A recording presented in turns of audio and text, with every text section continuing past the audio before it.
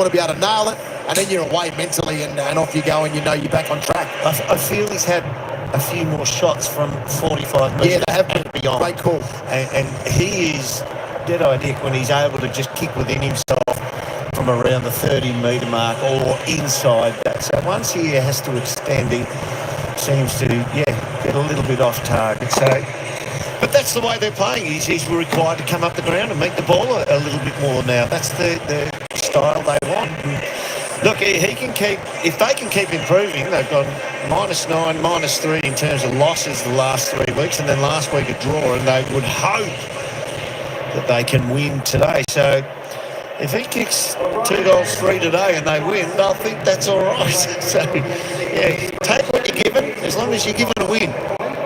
Or the opportunity to win. It's a good-looking jumper, isn't it, the North Melbourne one? I reckon that's a cracker. There's the exchange of gifts. So Jai Simpkin, who's the only Indigenous player in the North Melbourne team, he's also the captain, so attends the coin toss. And then Ryan Mansell, who I just mentioned, designed the Richmond jumper that they'll wear on Friday night. And with Toby Curvis for the toss. Punt right end is an appropriate way to start for the Tigs. Toby Curvis, I mean, he's a punishing ruckman. He's not much of a jumper, but he's good around stoppage. He punishes, and every time he can lay a tackle, he looks at adding a little bit of extra mayo on top of it. He's one of those old, nasty attitude ruckmans, but he's coming up against a young man today in his absolute prime, in Tristan Sherry, and he is a beast. I think that's probably the main matchup I want to watch for a start. That'll be an absolute cracker. 6 guys in the North Melbourne team playing on the G for the first time today. So O'Sullivan, Dursma, the sub, McKercher, Hardiman, Maley and Constanti never played here before, and only Luke McDonald has actually won a game here in a North Melbourne jumper. They've got a few guys they picked up from other clubs that have sung the song in the rooms downstairs, Jono, but it's a new experience for a lot of these Roos today. Well, it is, and it has to be set up through their midfield again. I know we understand that's where their guns are, and Powell's been in pretty good form, LDU last week, and Simpkin will start today. Luke Parker plays a pivotal role in around the ball with George Wardlaw as well. So that's where their experience is, that's where their best players are, and they need to win the clearance battle today. Give their forwards first opportunity to get on top in this game. They got as close as they could last week, North Melbourne, without getting to sing the song. They're trying to break through. After a 7-week stretch in which they haven't had a victory, you have to go way back to round 2 when they beat the Demons. Well, for Richmond, they're trying to keep that ball rolling. Make it back-to-back wins to double their tally from last year. The Sunday ticket on Fox Footy begins at the MCG. It's Richmond and North Melbourne. And the opening bounce from umpire Brendan Hosking to get us going. Here's that matchup straight away, Derm, as Curvis wins the hit out in front of Simpkin, though, for the Roos. And he gets it to McDonald. He can send them up front immediately. Flossed him, floats through, no mark. Able to regather and feeds it back to Bolter. And sent it out of defence. For the time being, Ralph Smith got a neat little knock on. Going nowhere fast, the ball up behind that.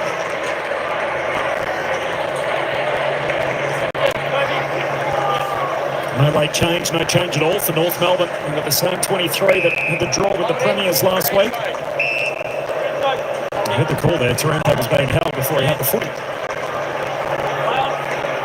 Wraps it around the back to Banks. You can send the Tigers down the wing, and Coleman, the last man standing, is going to get the footy. No, he's not. Well, they're caught out here. And Lawler with an early touch, the #1 pick. That's well done by North. Once the reverse decision came, and flooded back very quickly. Contest kick into the pocket. Lynch is in the pack. Spills down in front of Daniel. He got a hand pass with his teammate, who's immediately locked up in McDonald. Let's have a look at this. Goes to Grant. Yeah, he's hooked on there, Maiden Court. Interesting.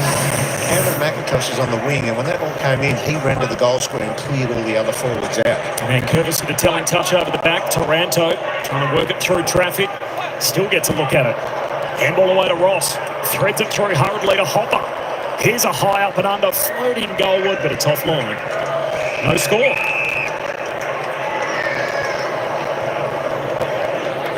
Dylan Stevens against Camden McIntosh on the wing. They're out of shot now. And I think that McIntosh is going to try and run him to the goal square. Broad with the mark and Zerha, the late contact. Might be 50. Lays a hand pass away. Kick now up front for the Tigers. Condon decided to spoil. It was only he and his teammate going for it. In the end, it's out of play. Yeah, it just could get better communication. There, Camden McIntosh, the milestone man. He's playing on the wing, so he's going to drag Dylan Stevens forward as much as he can. Stevens in shot there as well, because he's going to outmark him if he can get one-on-one inside the forward line. Rush here it down again. Daniel, away to Powell, and here's O'Sullivan. His first outing on the G today. Kicks down the line, and Bolter able to knock it away. Ralph Smith, caught by Wardlaw.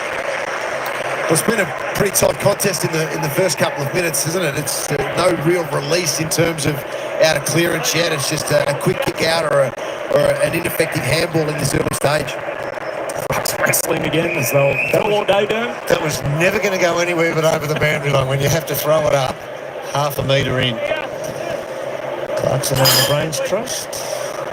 Just having a look at things, settling into the contest as well, Durham. Yeah, we've just got to get the feel of the game, and there is no real definitive style or pattern happening here yet. There's one for Dan Curtis down in front of Scott, though, to Simpkin. Weaving onto his wrong side. Taranto awake to that, and Simpkin is going to head back down the line anyway. Short kick. Brown gets a spoil in it. There's another one, number one percenter is what I'm trying to spit out for Tom Brown. This is a good turn, isn't it? Yeah, and had him wrapped up here. I thought he should have just nailed that. That's one missed tackle. A week for Tom Brown, basking in the glory of his chase down tackle last week.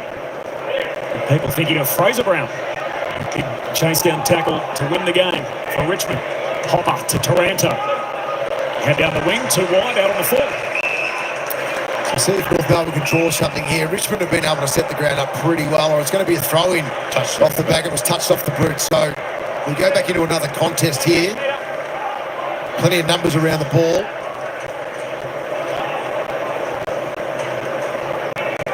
It's not raining, it's not wet like it was yesterday, but it's still certainly cold, just a dozen degrees. It changed this weekend in Melbourne as Curvis is held up.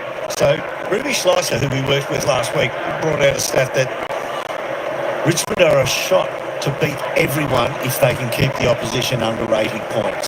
They've won 5, lost 1, and every time the opposition score more than 80 points, they lose.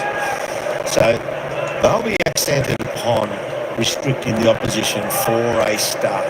Worked pretty well last week, didn't it? Yeah. Kicked it to 79, I think, at the final score. Yeah, that's kind in this day and age. That's not the game, so you can refix your headgear. There's times when we used to rip it off, Bradley. Sherry palms it down. Maroons put it through Power. Simpkin along the boundary line. Got it to McKercher. Kicking board and Paul well set up again. Set up Richmond and spread the ground a little bit more and come inboard. They're looking to be a bit more expansive than North Melbourne at this point in time. Thought he might get it again. Ooh, he looks at it. This is Sam Banks coming up his third kick. He on the wing. Oh, big one. He parked at the back, and that is a fair grab. Aiden caught. Nice intercept mark. Here they go, first switch for the game, although they will look up and Toby Pick will get this, but he'll see a lot of Richmond players in front. Forced to get it on the hop as well. Hand pass to McDonald, made it tough for him. Daniel paddles it back to Pink to try and clean it up, and out of play.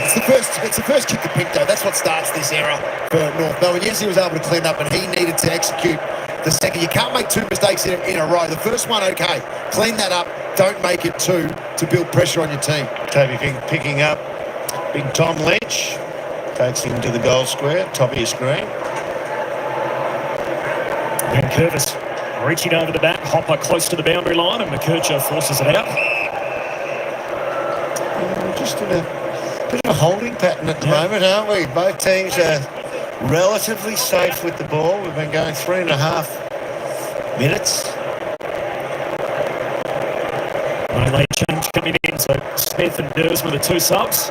Big hit. Sherry makes some meters. Up over halfway, Floston caught. Wardlaw takes him out. He knew exactly what he wanted to do there, Boston. He turned to the boundary. Any touch, any slight force was going to take him over. Throw in. So LDU's pushed forward now for North Melbourne. Wardlaw and Parker get their chance around the ball. And the throw in Sherry, down to Parker, then Stevens. Hand pass just missed O'Sullivan. The young man good enough to run on with it. Now sends it inside 50. Backpedaling Zerha. Fantastic mark. Wonderful vision by the young man. Was it O'Sullivan who kicked it in there? But when we watch the replay of this is why they brought Jack Darling to the club. You have a look. Noah Bolt is going to be able to make this spoil, but look what Jack Darling does here. Just sneaks in there. Bang. See him just nudge him out of the drop zone, and it's an uncontested mark in the end. Cam Zerha trots in. There's no better way to begin. He kicks the game's first goal. First clear possession out of stoppage sets this one up for North Melbourne. Yeah. So Parker gets a chance. Started on the bench part of his rotation today. He gets the handball release out, and then O'Sullivan, which is an excellent kick, deep, over the top, to the advantage of Zerha. Always had the ball protected with the drop zone, and all he had to do was take it cleanly, which he did. You're right with what Darling does behind in terms of protection on that occasion. If that's role reversal, Cam Zerha, because he's a ball seer, want to get, he wouldn't do that. And that's not a slight on him, that's just he always wants the ball. But you get the right player in the right position to commit the right act. Well done, Jack Darling. See the Cam Zerha, the goal kicker. This is the modern way as Sherry palms it down. There's McAuliffe. Hand pass on to Nankervis. Tumbles the kick away. Oh, bouncing off the back of the square. Left it behind. Hardeman gets a second look. He'll send it down to half forward anyway. In a tangle. Darling along with Bolter. Darling knocks it further afield. Vlosten had it. Crunched in the Constanti tackle. Darling to McKercher. Hand pass over the top to LDU. He's their North Star.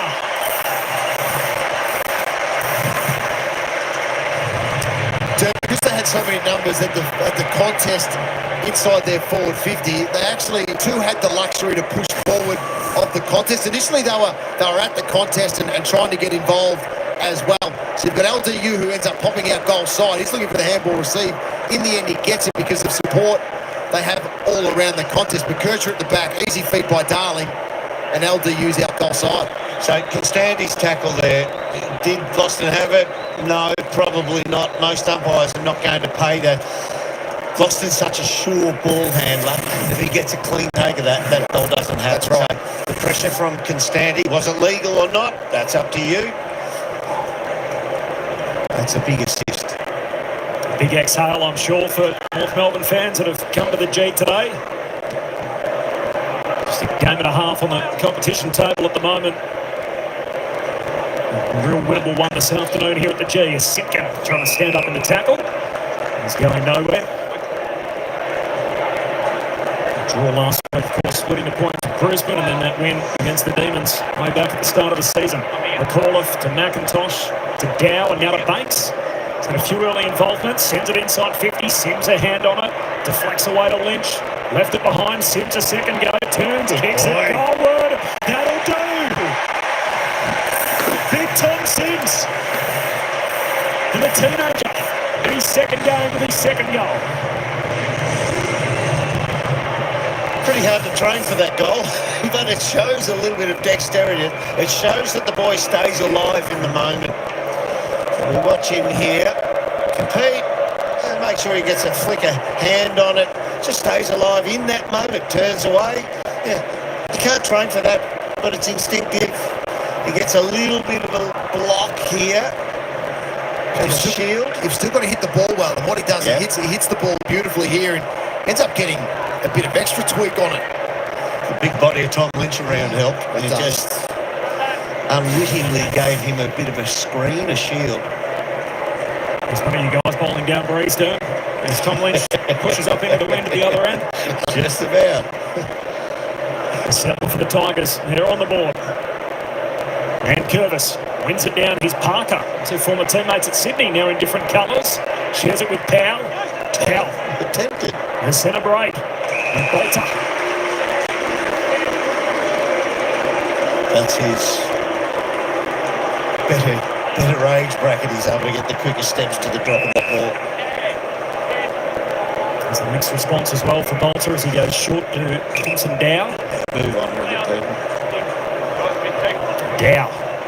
Contest kick to the wing. Mansell to climb. Gave away a free in the process.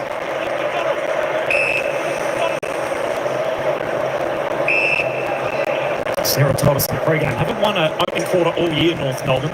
Nose in front for now. See, with more than half the turn to play. McDonald down to half forward. Darling the target. Hand to it. Can't reel it in. Got it out to Sheasel. Ran out of room. It's an important hand in there from the Tigers because Darling had a clear handball out to Sheasel, who would have been able to break boundary side of the contest. Just caused the fumble, which then allows this stoppage again. They need to clean up here, the Tigers. Got to keep an eye on Luke Parker, LDU, these guys around the contest. Cherry knocks it forward. Here's Brown, newfound favourite, out to Dow. Goes back to Ross. Sends it down the wing. Lawler reads it well. And Sammy Lawler, boy from Bacchus Marsh, back to Brown. Off the left peg, dabs it down to Mansell. Heads up front. Lynch the target. Lynch leaps up, not quite pick the spoil. And Stevens deep in defence, trying to rebound for the Roos. Back involved Mansell, punches it further into the forward line. Stevens swung around, claws caught. Here's McIntosh. He got it out to Hopper. Ball comes out a second time. McKercher weaves it through to Cow. Not a heap up ahead, and Coleman with a get-out kick. Darling up on the wing. Floston reaching over the top. There's a free. It's coming Jack's way. Oh, they had him done too. Nice, moving into space. No one stands the mark, so Darling heads down to half forward. Sherry the target. Punches it back inboard. Floston. Clever tap. Through to Taranto. Now to Broad. And Richmond going back the other way. A lot of continuous footy here. Kicks to half forward. Oh, that's dangerous. That is dangerous. He's asking for a call as well. Yeah, he got tunnelled then. The umpire didn't pay it. Let's have a look here. He does not go at the ball. He moves him under while he's in the air. Got away with one there. Both teams get to take a tiny breath, though. Fast couple of minutes. Out the back to Daniel. Sent it up over halfway for the Roos. Maley, late to arrive. Two Tigers took each other down. Floston, back down the wing. Sheasel breaks free of the tackle to Darling. And Bolter rather cops an unkind bounce. Here's Maley. Off his knees, out to Zerha. Tackled by Bolter, who goes back in a second time. He rode him into the ground pretty hard, didn't he? Now Taranto locked up. 50-50 in the back or play on. Hot start as we expected. The game both sides would certainly see it as winnable. In development mode as Darling whacks it forward. So this is interesting now when we've got the secondary ruckman in there. Because this is going to be the shortish secondary ruckman in Jack Darling against an inexperienced Thomas Sims. He'll just try and push him sideways. Reaches over. Throw. Ooh, great eventual throw. Wow. He's against Hopper and Henry Sheasel's going to get the footy. This is where Finbar's got to come in. Oh, he didn't secure the ball when they grabbed it. Tough school. A big run at it, Finbar. Sheasel to the top of the goal square. Lucky hits the deck. Knox says keep rolling. Broad does just that. Way to Green deep in defence. Head pass to Trainer. Comes down to the back 50. Heads down the line. Falls there. Has his core. Core works it out. And a good start. Stevens to Powell and now to Daniel. He comes all the way back to Condon. See George Wardlaw when he was screaming for the ball in the middle. He was jumping up and down and waving his arms like an under-12. He wants it again. Go, Georgie. There's a look at it for Sheasel. He comes out wide. Tom Powell.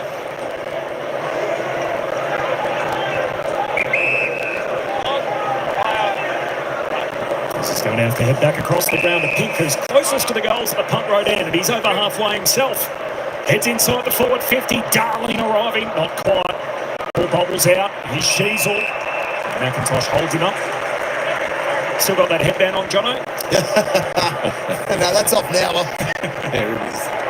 I like Camden's ones, though. Yeah. One I had was a material one, obviously, for the crowd, but I like the proper sweatband one. Kircher away to McDonald. He puts it back to full forward. Larky's down there in front of him. Parker. Larky's going to get a look at it now. Gives it to Darling. Goal coming up. And a hot start for the Roos. Hot start for Jack Darling as well. Done 5 disposals and a goal now. 300 games, no panic. Just didn't panic when the ball got handball to him. Spot on, because it looked like he adjusted on the run, didn't he? Because he was going to kick it quickly, then realised he had some space, and then was just gentle. He settled over it, didn't he? Yeah. To there, he just changes it at the last minute to be gentle on the kick, guided through. Great result for North Melbourne. He's one of 3 premiership players on their list. Obviously, all of them winning at other clubs. Jack Darling, the oldest man on the ground today at 32.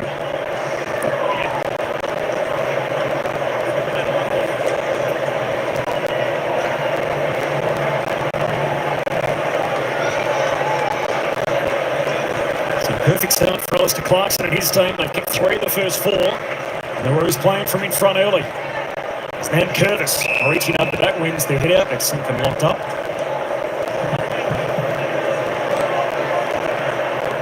The family bereavement. John Simpkin during the week was the main session on Thursday, but out there today. Let's see the black armbands being worn.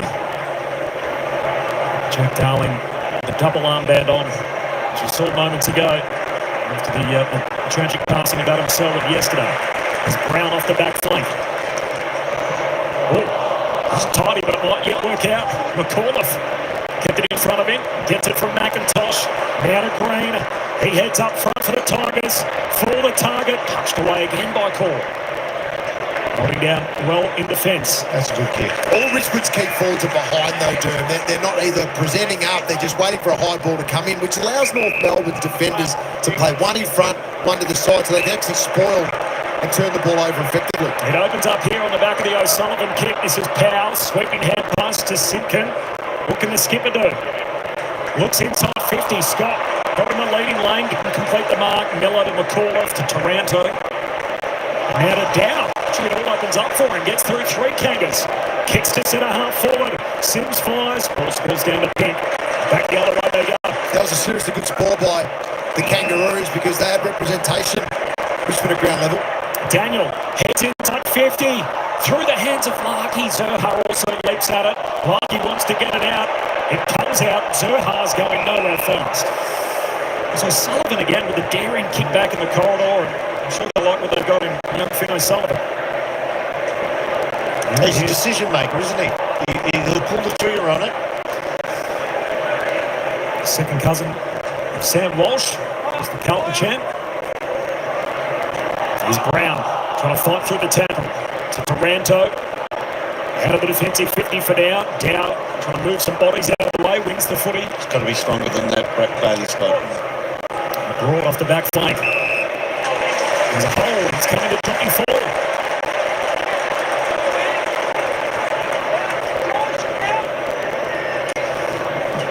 Led from Ballarat, one of their early picks from last year. O'Sullivan spoils into the lap of Sims. Threads a hand pass back to Green. Had to get it off quick. Lawler takes on the tackler. Hand pass through to Sims. Kicks into Daniel. Ricochets to Powell. North back the other way. That's the second time under pressure they've taken that little chip kick in. Slipped by Ben Miller. Can't go with Nick Larky. This is a great run from LDU. He started in D50. Keep going, He's the motor that makes it all go. Davies Uniac into the pocket for Zerha. That little chip kick in on the half-back flanks. The second time they've done it, Jono, and they've been able to break open Richmond's defence of the midfield by doing that. Yep, take a breather, take your 30, allow your teammates to suck in a few big ones and reset just in case you miss. He's got one already. He's now got a couple. And the Kangas are landing early punches. Well, they're just working harder to support in the air and on the ground at the moment. The Kangaroos. and their midfielders in particular are outworking what Richmond are trying to produce in this first quarter. LDU was unbelievable in that whole entire passage of play. He's in D50 there. He's breaking out of D50 now. That's a great kick. That one. And so's the second one. And then you can see LDU just be able to break into the space, which was an awesome power run, and then a beautiful kick over the top. Yeah, one thing I've noticed about the Richmond forwards, some of those small forwards are actually leading to space themselves and making themselves the target.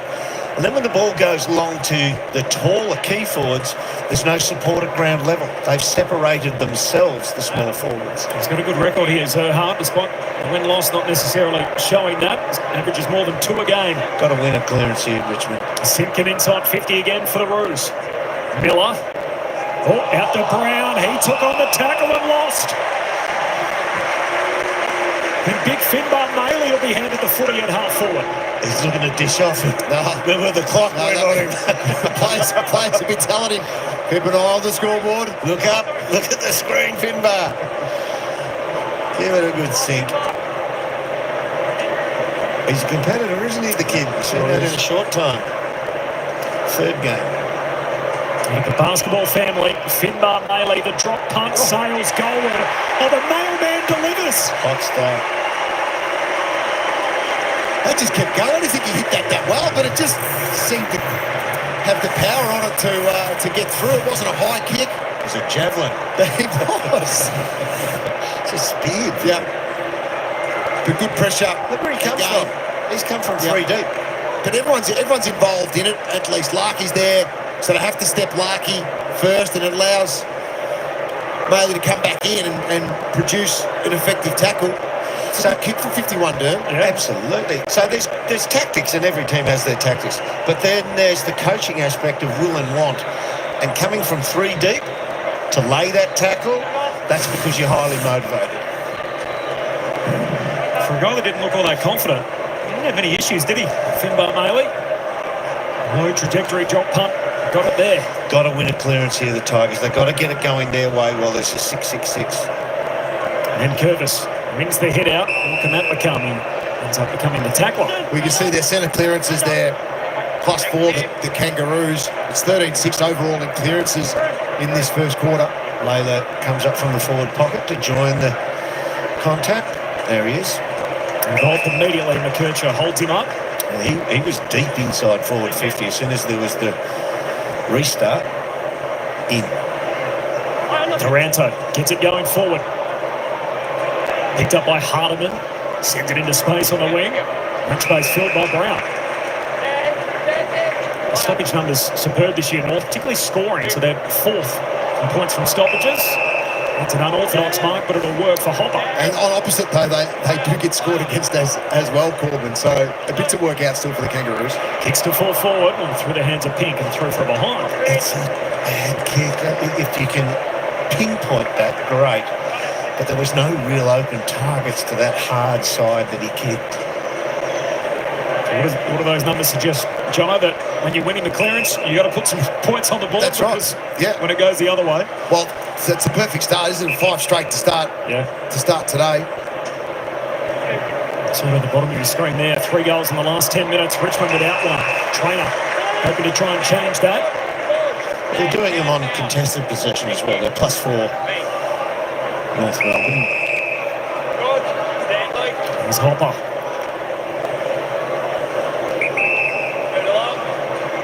Game 152 today.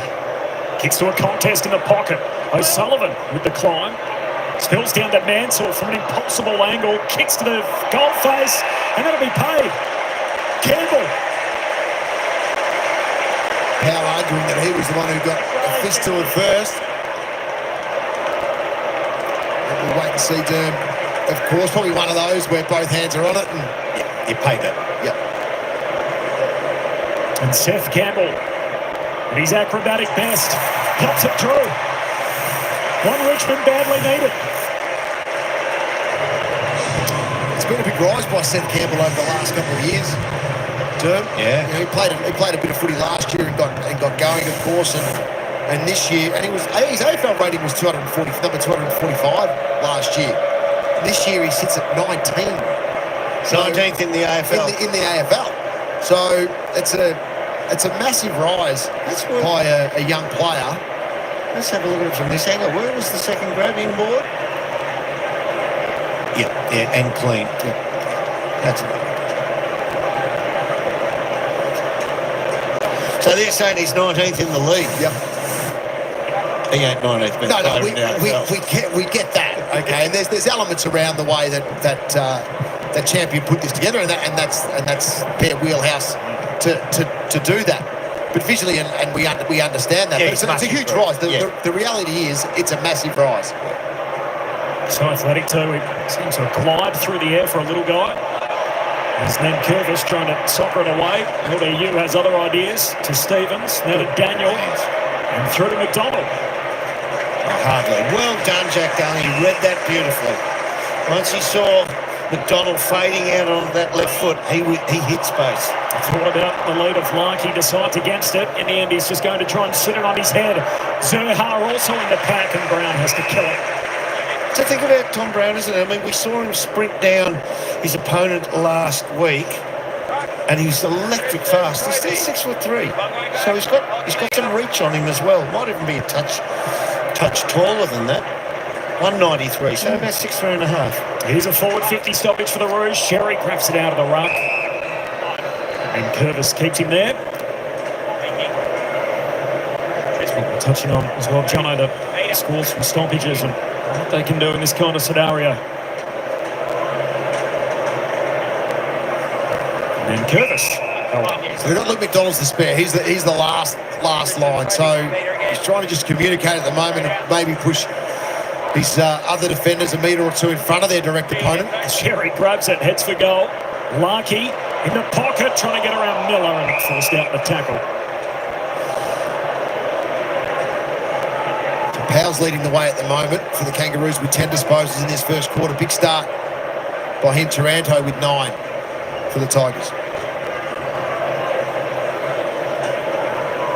Let's get these repeat stoppages here, North, keeping it hemmed into the defence for Richmond. Trainer with a clearing kick out to half-back. Lawler, one arm held and gets the free. He plays well. He plays well in front, Lawler. They can't move him. They try to. That's going to be real good. Gives it to Banks. He's done that a bit today. Put it in his hands. There's a free kick here for an illegal shepherd. It's going Charlie Condon's way. Yeah, took him to the ground. I just caught the corner of my eye. Big 3 minutes here before quarter time. The Roos playing from in front. Yet to lead at a quarter break all season. As Condon turns it over cold, and there's Miller. They've done most of their scoring, North Melbourne, in this quarter on fast breaks. There's a bit of a turnover downfield, and the front end is fairly open. So if they're kicking slowly, it's just going to be locked up. And there's 6 premiership players. Nathan Broad goes short to Trainer. Actually grew up a North Melbourne fan. Playing against his childhood team today. Luke Trainer is long down the line. Core over the back, looking to spoil. O'Sullivan scoops it up. A busy start to Stevens. Runs the boundary line. 2 bounces. Pulls the kick. Davies Uniacke looking for a one-hander. Not quite. Got it out. Taranto to Broad. Wants the safety of the boundary line and gets it there. Look, Davies Uniacke's having a breather forward at the moment. Ross goes to him now. Bolter has been picking him up for about the last 3 or 4 minutes. Might have had enough of a breather now, and he's back up there. The 4 disposals, kick to goal. Davies Uniacke. This is Sheasel. Deeper inside the attacking arc. Larky hunting out after it. Good Trainer left it behind. Powell wins it. Off to Simpkin. Shakes one tackle to McKercher. McKercher goals! He's tailor-made for the G. Fans are happy because you know what he's saying. We're going to lead a quarter time for the first time this year. Our first one. You know what helps in all of this? McKercher being a left footer. Because if he's not, then I think he gets tackled and gobbled up here by the Tigers. You can just see here the handball that comes over from Simpkin. He has to step left, and being a natural left footer, that hole remained open for him. He didn't have to think about it. It was just a natural snap. Luke Trainer, I mean, they do their reviews. They'll look at that and say, Luke, that's when you actually have to kill the ball. You run over the top of it, expecting it to go out of bounds, and that then would be dead, but you've got to secure it. That's pretty poor running over the top of it there. A couple of tackles now that Jai Simpkin's been able to break in this first quarter. First game of the G for Colby McKercher, one of their 4 lefties in the lineup today. This is Parker at the restart to Sheasel. A little fun with Cossin. It was well done by Ross on that occasion, because he actually just backed off it a little bit so that he didn't give the free kick away. It was smart. Sherry drives it forward again for the Roos. Broad trying to smother the bounce. Goes and collects. Here's Hopper. Feeds it back to Banks. He comes wide. Campbell the target. Carries his head. Still might work out. Sims runs out of space. Do you know what? Sam Banks don't know that from Launceston, who's had 6 touches already, all kicks, and put it in his hands whenever they can. It's a good turnout for the Roos. It is. Well done. Tigers just scattered in between. Yeah, it was too, Just having a bit of cheek. Been a long time since 2017, their last win here at the home of footy. As Sheasel gets it going forward. Larkey, Davies Uniac, out further wide to Simpkin. Heads up front. Darling, running back towards goal. He's got it. Zerha free out the back, and the option is closed down. He looks to the bench, seeing looking back now and asking for the time check. So take it easy. You get your 30 seconds.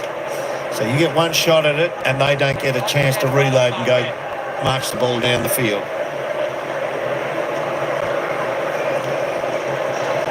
Could not have started much better. If you're a North fan coming along today, had a little bit of anxiety as to how this was going to go against a team that they should be beating in this stage of development.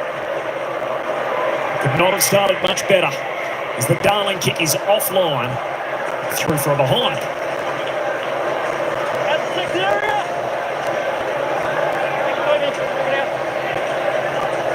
It's easily going to be the highest scoring opening term of the season.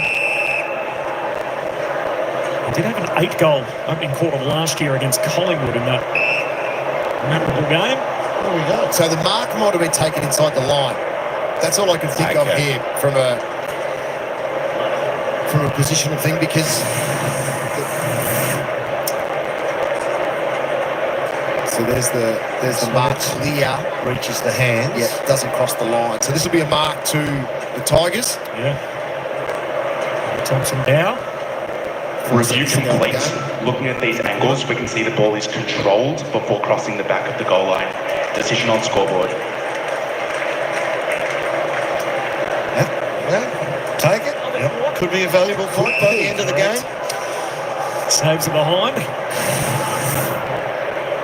There is Thompson Dow. As time expires on this opening turn, it is a dream start for North Melbourne. They hop off on the right foot. A 6-goal quarter. For the first time in 2025, the Kangas lead at quarter time. 6 straight to 2-1. North Melbourne with a 23-point buffer in a rare outing at the G. Quarter time, Sunday ticket on Fox Footy.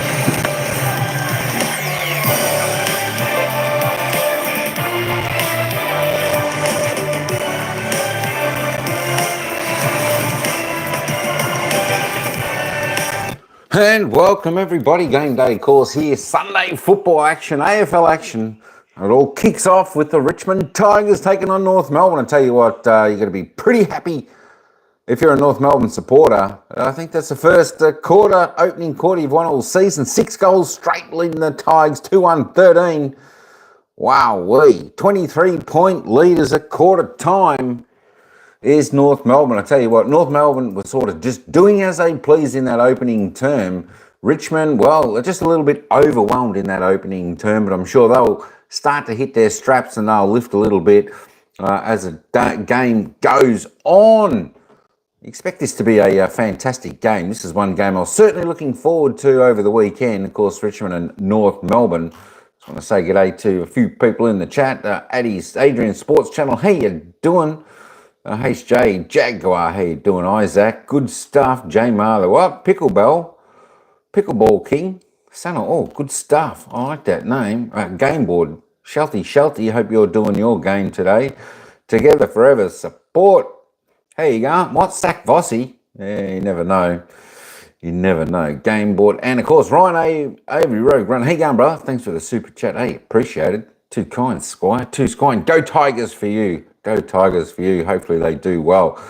I said, this is a game I couldn't really choose who would win. I know North Melbourne played great football last week against Brisbane Lions, but the Tigers have been in pretty good form.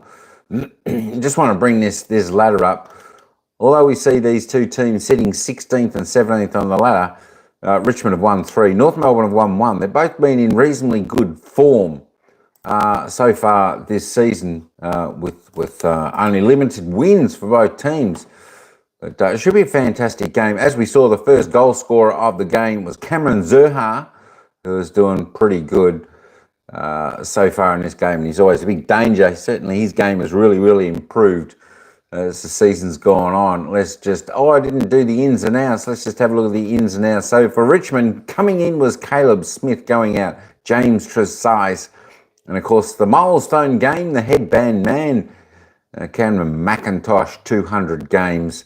Well done on your 200th. It's a good effort. Player stats. Let me reload this up. We'll have a look and see who the goal scorers are. Any multiples? Yes, we've got one multiple.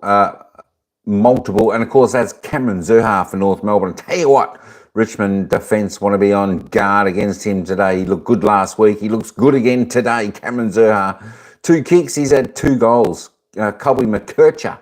He's kicked one with Finbar Maley and Luke Davies. Ukanaki. Jack Darling, always on song. Thomas Sims and Seth Campbell are the goal scorers there for the Tigers, just singles. But Tom Powell from North Melbourne leading the way on the disposal count with 11. That's a pretty good opening quarter. As Tim Taranto for the Tigers, he's had 10, 3 clearances, so he's had a reasonably good quarter for the Tigers in this opening term. Stevens on 8, next best with Jai Simkin. There we go. Nathan Broad next best. Apart from that, for the Tigers, just go down. Darling, as I said, 6 possessions, 5 kicks, 1 goal. There we go. Little Caleb Daniel, the pocket rocket, 6 touches, 3 and 3, 2 clearances for him. We'll just quickly roll down these. Luke Parker, just a soft first quarter, all handballs for him, 4 touches. Who else we got there? I tell you what, I'm looking forward to this game. I want to see a nice, tight, close game. Toby Nankervis there, 13 hitouts in the opening term, 1 clearance, 3 kicks for the big man there for the Tigers. And of course, as we said, Zurhaar, 2 kicks, 2 goals. The other big ruckman there, Tristan Xeri for North Melbourne. He's had the 2 possessions, 2 kicks, 13 hitouts, 3 clearances. So the ruckman doing well.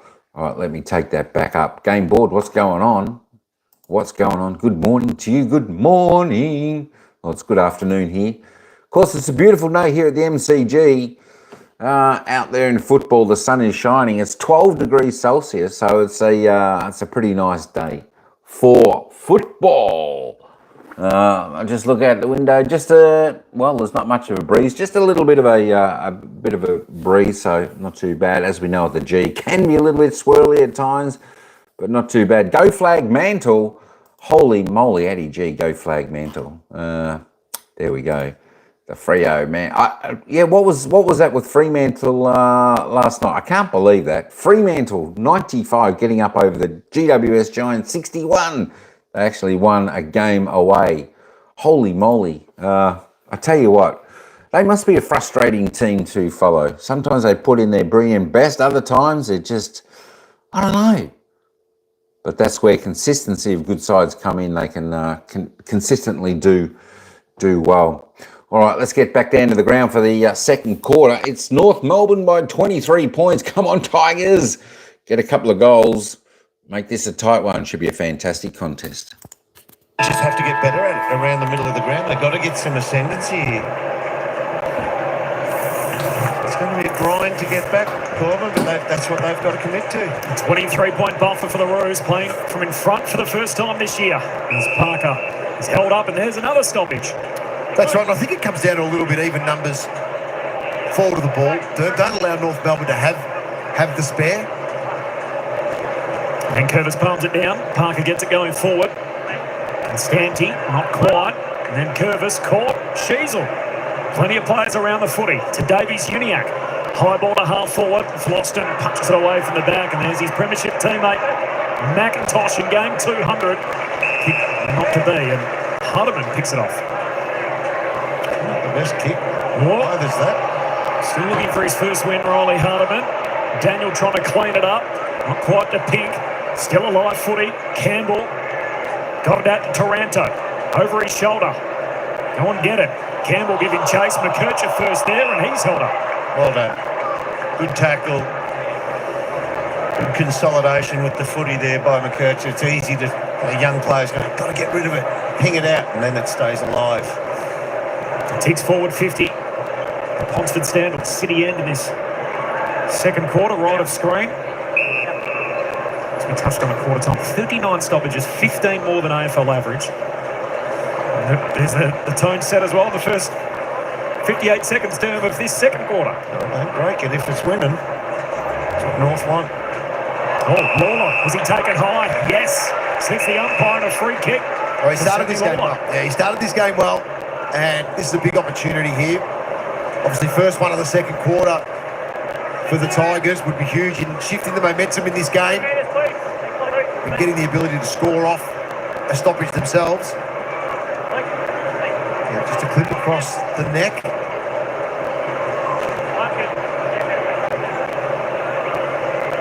You guys ever superstitious here? Did you have a certain end that you particularly favoured?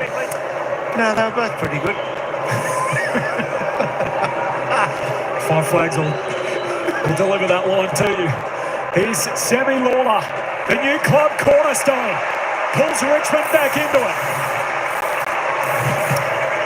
Well, he knows Dusty's here watching today, so he wants to put on a good performance in front of the Tiger champion. I wonder if when Dusty was in the room before the game, if he walked up to him. 100% you would, yeah? Yeah. But it's good, isn't it? It's off. Aiden Core there just in behind and clips him across the neck. He sees the ball, Aiden, and he goes to whack it, swat it. Might have even got a bit of the ball as well, but when you make high contact like that, they're going to ping you for it.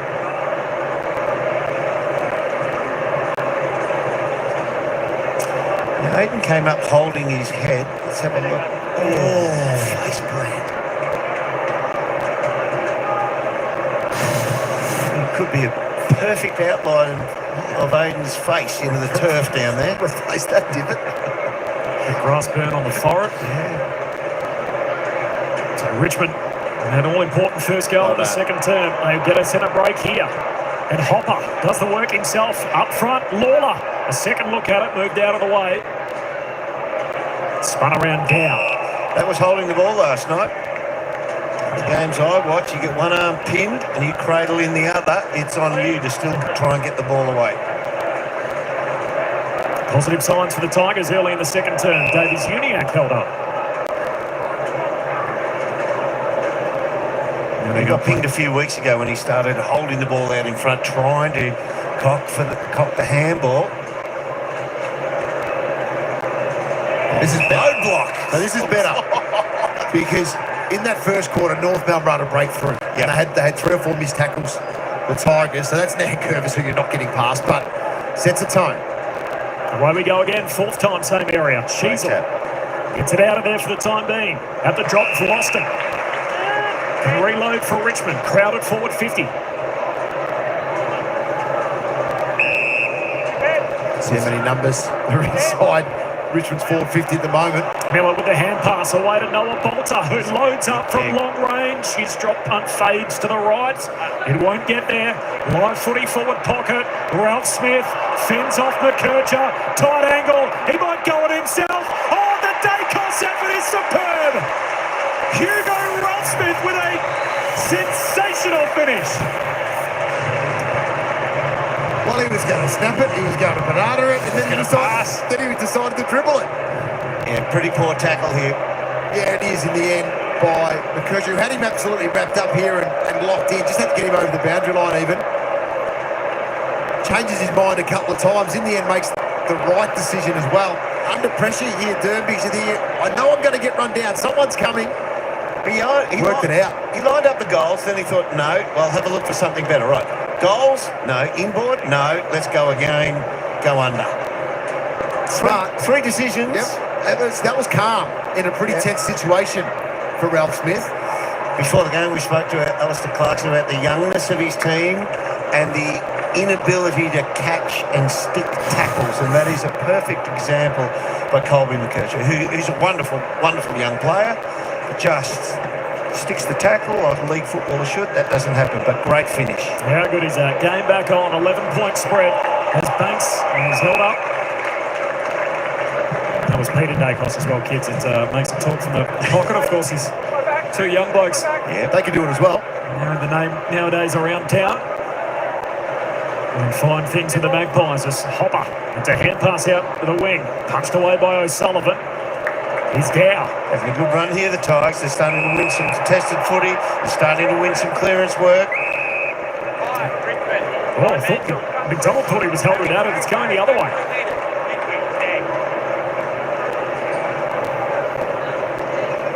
Ryan Mansell, only First Nations player in the lineup today for the Tigs, heads down to half forward. Sherry over the side of the pack, not to be. Taranto, tight angle, pulls it to McIntosh in game 200, not quite.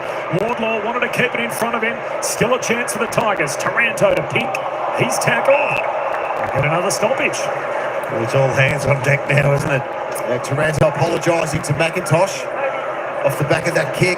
Just floated it too much. That's what they're trying to set up, the Tigers coming in the other side. Sherry the ruck work and then trying to clear. Only as far as Ross. Yeah, that's the theory. Well, you've got Camden McIntosh out there, 191 centimetres against Dylan Stevens. That was exactly what they want, that sort of mismatch. When the ball comes in the other side, they float in from the other wing and get a one-on-one, and they just miss the kick.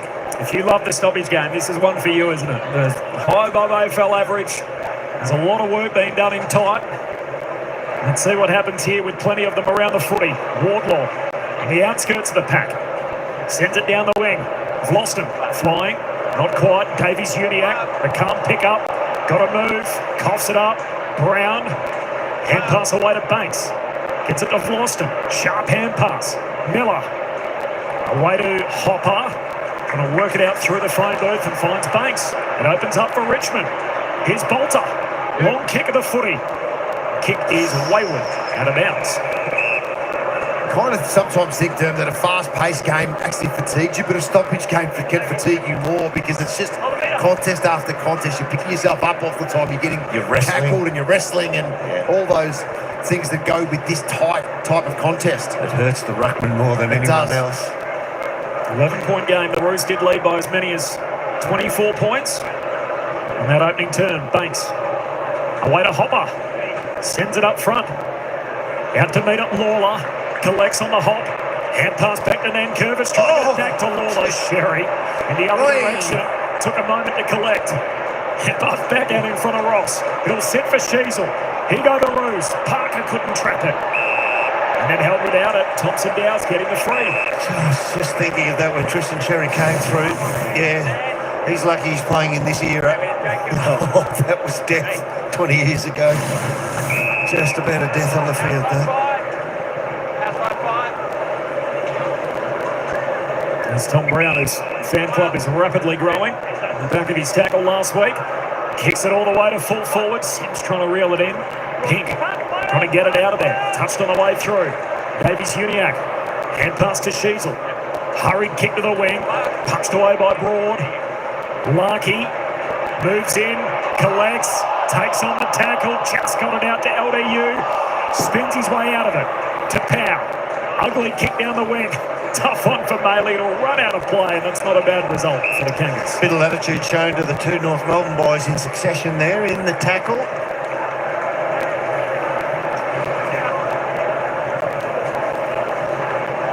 Physical game of footy so far. Cold day at the G. Just a dozen degrees. despite the sun breaking through. Ralph Smith, caught by Sherry. It's tight, but they're winning the forward half game. Six inside 50s to 0. The Tigers' way in this second term alone. So they've got the fast start they needed to get themselves back into the contest. They're dominating possession. Haven't been inside forward 50 at North Melbourne this quarter. Powell, high ball down to half forward, and Boston reads it well.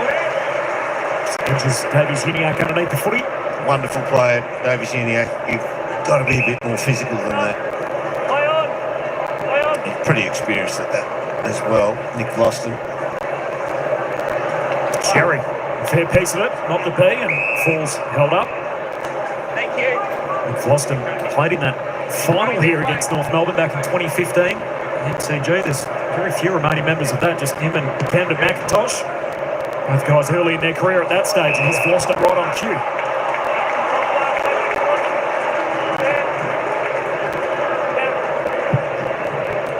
Looks corridor. Dangerous kick. McDonald punches it away. Oh, fall. Bangs bodies with Sherry. Dow collects it. Gives it to McAuliffe. Heads inside 50. Too much on the kick for Mansell.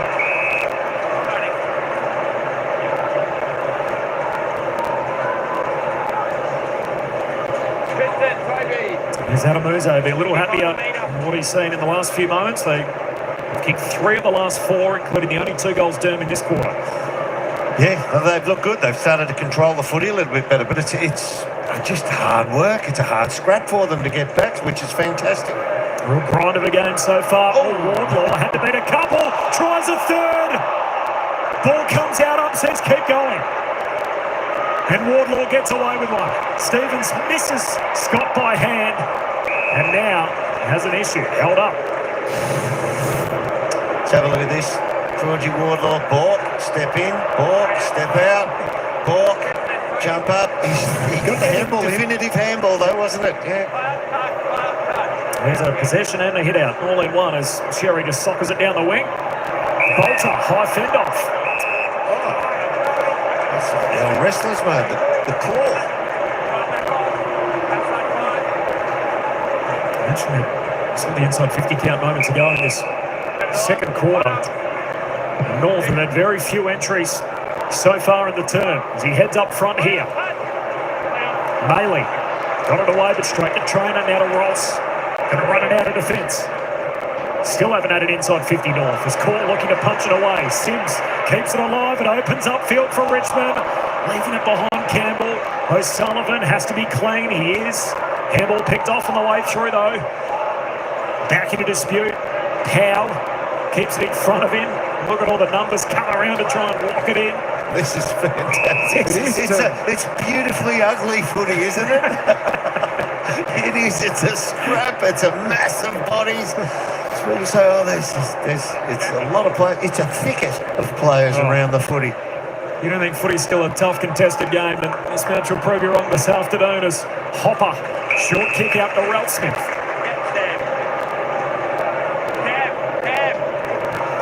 Tommy Lynch still yet to trouble, not the scorers, the statisticians. Oh, kicks into oncoming traffic, smothered by Zerha, and out of play.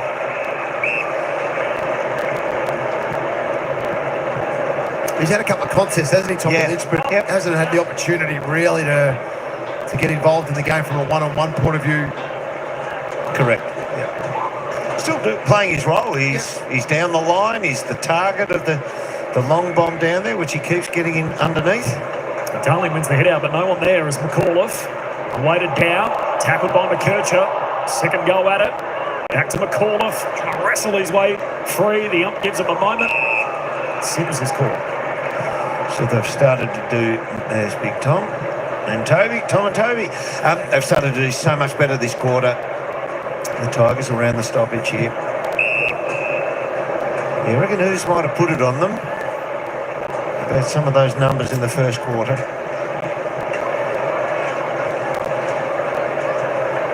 North by as many as 24 earlier, just by 11 now. McKercher bursts out of traffic and it opens up as he burns them off from the stoppage. Zerha, Powell, now Maley. Sweeping hand pass back to Powell. He has tackled without it. He's going to get the free. And he's still got good numbers ahead. Oh, he's missed him, he hasn't. well represented in the corridor. He's Hardiman. You've got to know there's a left foot. You've got to lead into his space that's out this side. Hardiman, the Sandgroper, to full forward, punched away by Broad. Gee, they can get a bit more carry on it than what they anticipated.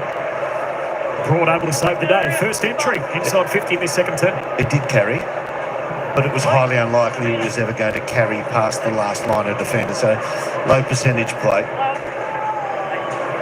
Broad, the low trajectory drop punt. Finds Trainer.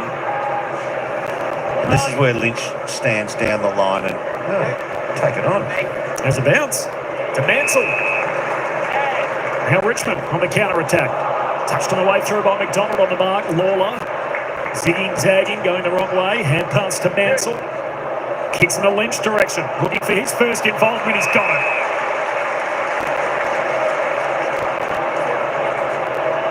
The oldest Tiger on their list, Tom Lynch. He's kicked a few goals from this spot over the journey. Really only in this term. They do it for him. Yep. He's somewhere inside the far goal post, and it will work back a little bit left to right. Here's the look at it. His first kick of the day for Tom Lynch. Drop punt. Trying. He's on line. It's just short. It's marked. Oh, it's Lawler. It's a great jump by Lawler. It was strong. And he just got himself up early enough above the pack and then create a little hole for himself within the pack to take the mark. The number one pick. He is the goods. Lawler, as advertised. He's got a couple. And this game is right back on. North's lead cut to 6. Such an important quarter for the Tigers. As we've seen, the tail of the tape suggests, as we've previously spoken, 80 points to the opposition, and Richmond don't win. So they were just... That is such a good grab. Toby Pink actually gets his body in the way, and he's still got the strength as a young man. Powerful kid, isn't he? To hold his shape in the air to take that mark. That's excellent. So at quarter time, the Roos had 3 quarters to kick 44 points, and they more than likely win the game. Been held to 1 point. It's been a massive turnaround here by the Tigers, especially around the ball. Their tackle numbers are big. Wow, look at that pressure number. I'm sure there's other moments during the year of some teams, but 273 is the highest I've seen for the year. Usually you're going pretty good on your down if you hit 200. Around the pressure meter or 220. Yep. We're playing a contested game today, though, as well, Corbin, up with the amount of stoppages is allowing that pressure to continue around the footy. North meter circuit breaker. Constanti goes back to Daniel, weaving one way then the other, and then puts it out on the full. It's a good point. They need to get control back somehow, North Melbourne, and it feels like it's a goal to do that. Now they'll want to control the ball and build it up and take some time off the clock so that Richmond hold a little bit of the speed that Richmond are playing with on the outside. Taranto long down the line. Sims stands in front of the pack, couldn't quite rip it down, got it out anyway to Ralph Smith, who kicks a high ball inside 50. North with the numbers, they let it bounce. It'll turn out okay for Richmond. Fall a touch on the way through. Trying to get it out to McIntosh, and he's set upon straight away. He just had to leave that for McIntosh in some ways. If he did, they're having another shot at goal, but saw the ball, went after it. You can't complain with that. North win this game by 4 goals in the opening term. They kicked 5 of the first 6. From that point on, Richmond have kicked 4 of the last 5. There's a more concerned look on the face of Alistair Clarkson. Sherry wins the hit out. There's McIntosh. And sweet it would be if he can get one in the milestone game. Sherry had enough. He's just like, I've got to get this out of congestion. Punch it into space. Slightly better McIntosh than a goal in every 4 games across his career. Sherry trying to soccer it out of defence. Down on McAuliffe. Puts it back inside 50. At the drop, Mansell. Reaching over the back is Core. Mansell to the advantage of Ralph Smith. Back to him. He's tackled. Held up.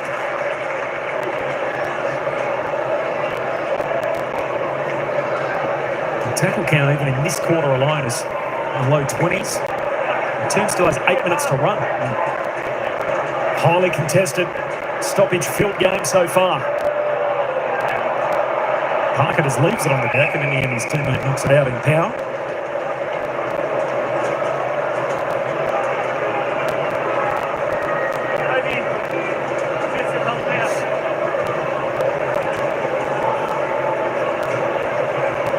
Very little free-flowing open footy. An engrossing tussle, nevertheless. Here's Lawler bursts his way through, gives it to Taranto, tackles a kick goalward, Pink collects, coughs it up, goal! Campbell ties the game.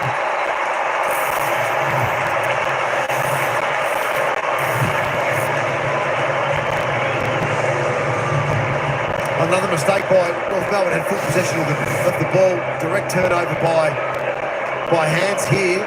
It's another win by Nankervis, just forging the ball forward. Taranto as well. Through the contest, Lawler. You've got to know that you're going to be under pressure. Yeah, there was pressure on his arm though, but ultimately, he's still got to clear the direct area. He's pretty sharp around goals. He's kicked some nice ones in this quarter. The Tigers fight back to level things up now.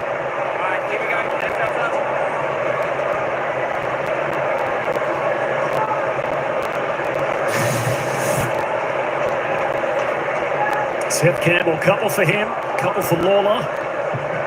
Kicked 2 last week against West Coast. He's already equalled that today. A rare stoppage went in the turn for the Roos. Parker got it going forward, but here's Brown. He's patch of turf at centre half back at the punt road end.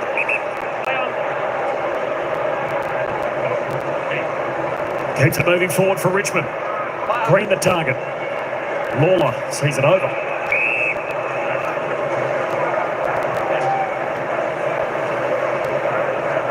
Forward half disposals in the second term, 47-8. Just where this quarter's been played. Just hasn't been down there. Yeah. That's on 50 count in the term, 11-2. Just 2 forward 50 entries for North. On the back of a 6-goal opening quarter. Taranto draws the defender, feeds Ross, sends it down to half forward. Lynch trying to get more involved. Coleman, a fair piece of it, spills to Lawler, who's been busy himself. Floats it to the pocket. Mansell has it broken up, and Stevens sees it out.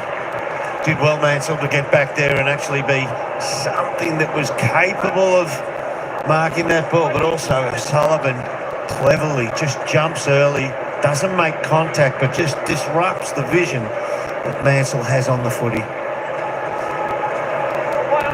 Rucks miss it completely. Poster goal for the Tigers. Wardlaw trying to get the handle on it. Mansell takes on the tackle.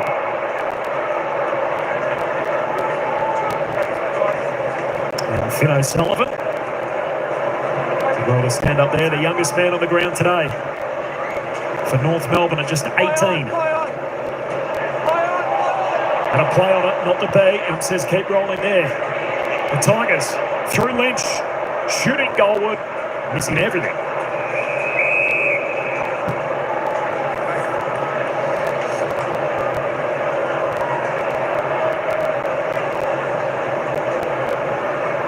That's the story of the quarter. 4 straight to 1 behind. It is, but plus 12 in contested possession are the Tigers. In the first quarter, you mentioned the fact that it was North Melbourne playing well in that facet of the game. So it goes down to the stoppage numbers, the clearest numbers, but they're winning first use and then being effective off that.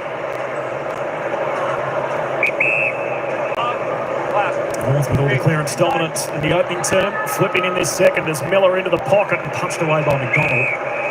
What would you be thinking if you lost to Clarkson right now? What's the one thing that needs addressing most? Well, they haven't reacted to the pressure. I mean, but that's what the game's designed for. If you step up your pressure, it's designed to break down the other team's ability to handle, use, move the ball, and that's what they've done. So you've just got to get cleaner.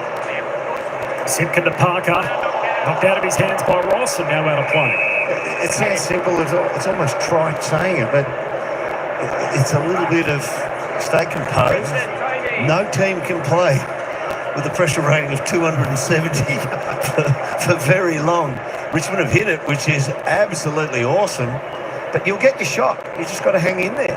Cherry down to McKercher, Simpkin, Cherry, now to Parker. Severely outnumbered down here now. They've lost it well set up, kicks it off. Great fight back from the Tigers. I think they were sort of pretty happy with their work, getting to 3 wins so early in the season. 4 goals down early, and they fought all the way back to level it up. They're thinking bigger. Back to Miller, switches on. Out to Trainer. Puts the pass further afield and turns out to be a good option. Sam Banks. Want to put it in his hands. Long drop punt down to half forward. 4 in the pack, punched away at the back. There's a mark being claimed in all of that by Lynch, and the umpire says, nope.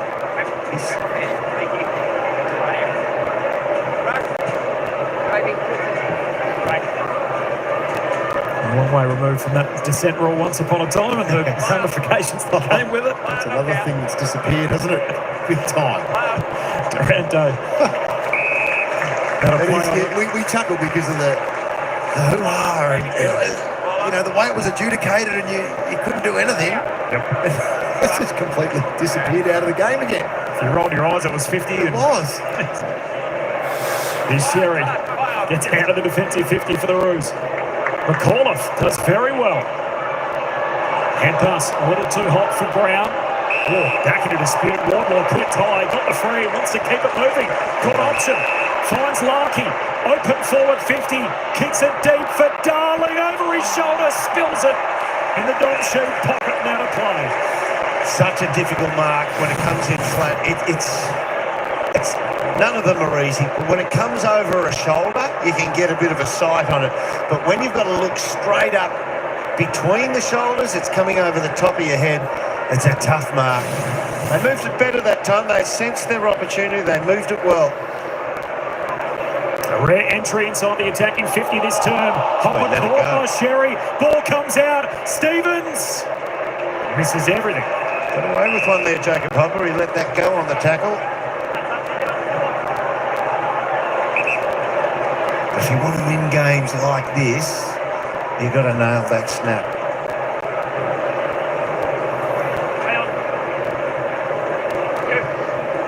There's Bolter. Long up the wing. Spills down to McAuliffe. He's off and running. Oh, handball meant for Campbell. They've still got a couple of guys. If they can just get it out, North do well to hold it up. This will be stoppage number 78. Yes. 78. Which, if by way of comparison, Jono, last night at Marvel Stadium, there were 77 for the game.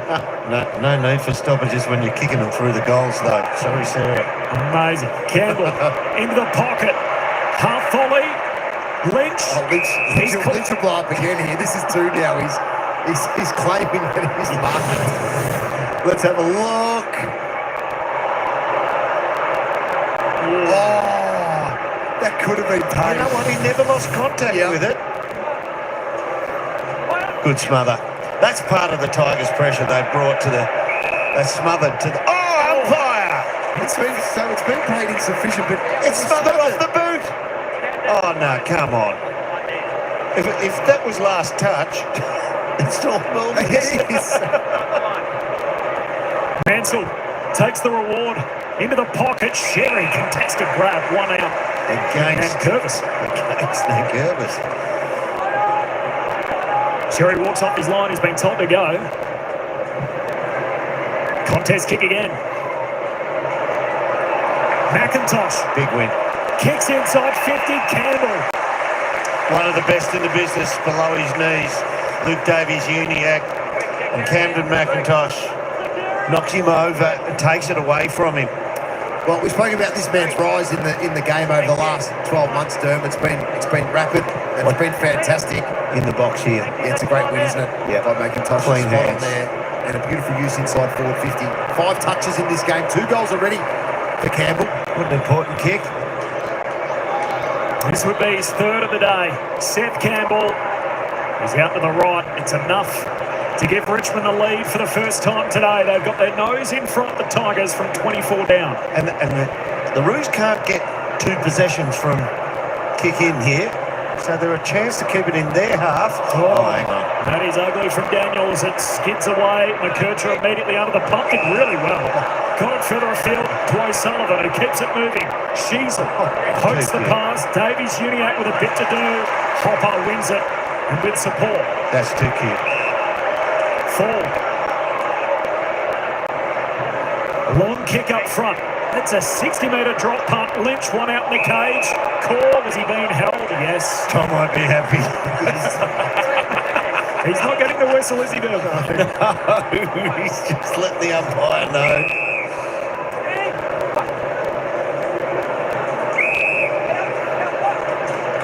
Ruse out of defence. Oh, Hardeman. Downfield. A bit of contact after getting rid of the footy from Mansell. That's a bailout option for North. Taking a while to get up, Parker to Scott. Can they make something happen late in the term, North? Tigers are guarding the corridor. Worst kick in footy, that. Worst kick in the game. Every team does it. It's frustrating watching that. But anyway, they're blocked in now. The first game of the G today for this young man. McKercher down to half forward. Hands on it from Zerha. Not to be. Punched away by Trainer. Surrenders into the tackle. Campbell as Sheasel has got him. Different adjudication on the holding the ball. Yesterday, all the umpires were, if you've got one arm pinned and the other's cradling the ball, you're liable. Another stoppage win for the Tigs. Banks' kick smothered. Good win from Simpkin. Got it out. Over the head goes Wardlaw. Only as far as Dow, and he's helped out of play. What a turnaround in this game. So 5 of the first 6 goals going North's way, led by 24. Richmond have kicked 4 unanswered goals in this second term. We've had more stoppages in a half of footy than we had in an entire game last night. And Sherry wins it to the wing. LDU through to O'Sullivan. It's looking good, but they're going the wrong way. O'Sullivan turns the car around, heads to half forward. Punched away at the back by Brown. Into the lap of Daniel. Races away for North. Kicks off the left peg to full forward. It's a mark. Changed his mind. He changed his mind. He was going to honour the lead. We'll get a look at this in the replay. Well done, Caleb Daniels. He was going to hit the short pass, and then he had to take a few extra steps because he saw Zerha out the back getting space into the goal square. The ball, Zerha charges North back in front. Couple of lead changes to end the term, and North Melbourne by 5 on the stroke of half-time. Well, they get the one they've been crying out for. This has been a Richmond quarter. No question about that. But Caleb Daniel able to use the ball effectively this time. His last couple of kicks haven't hit the mark, but this one did. It was a beautiful left foot drop punt. Changes it up late.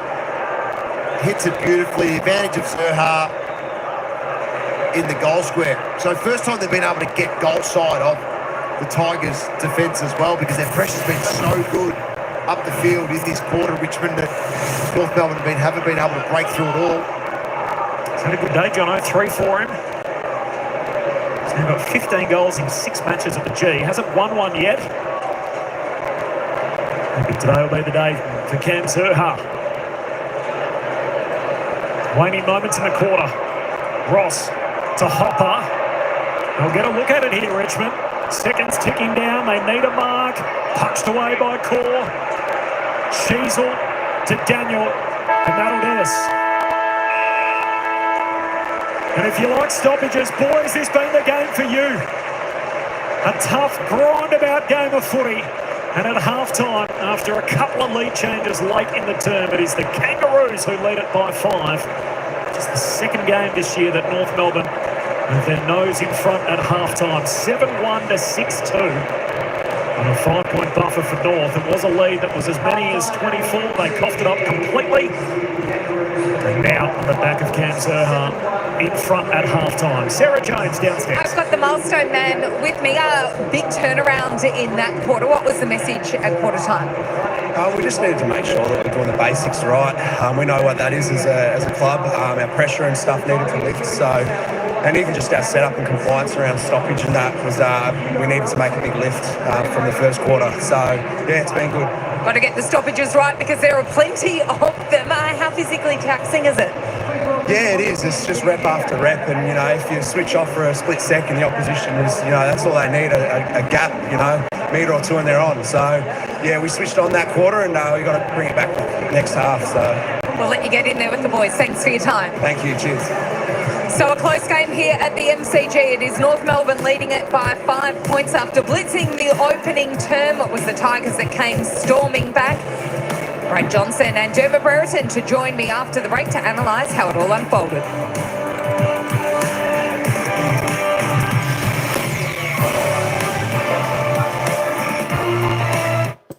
All right, half-time here, folks. Thanks for the thumbs up. Octoberian Channel, she said hi. G'day, Mark. Accurate scoring. I tell you what, the scoring is fantastic. 13 goals, 3 points total for the match. That's what you've got to like to see.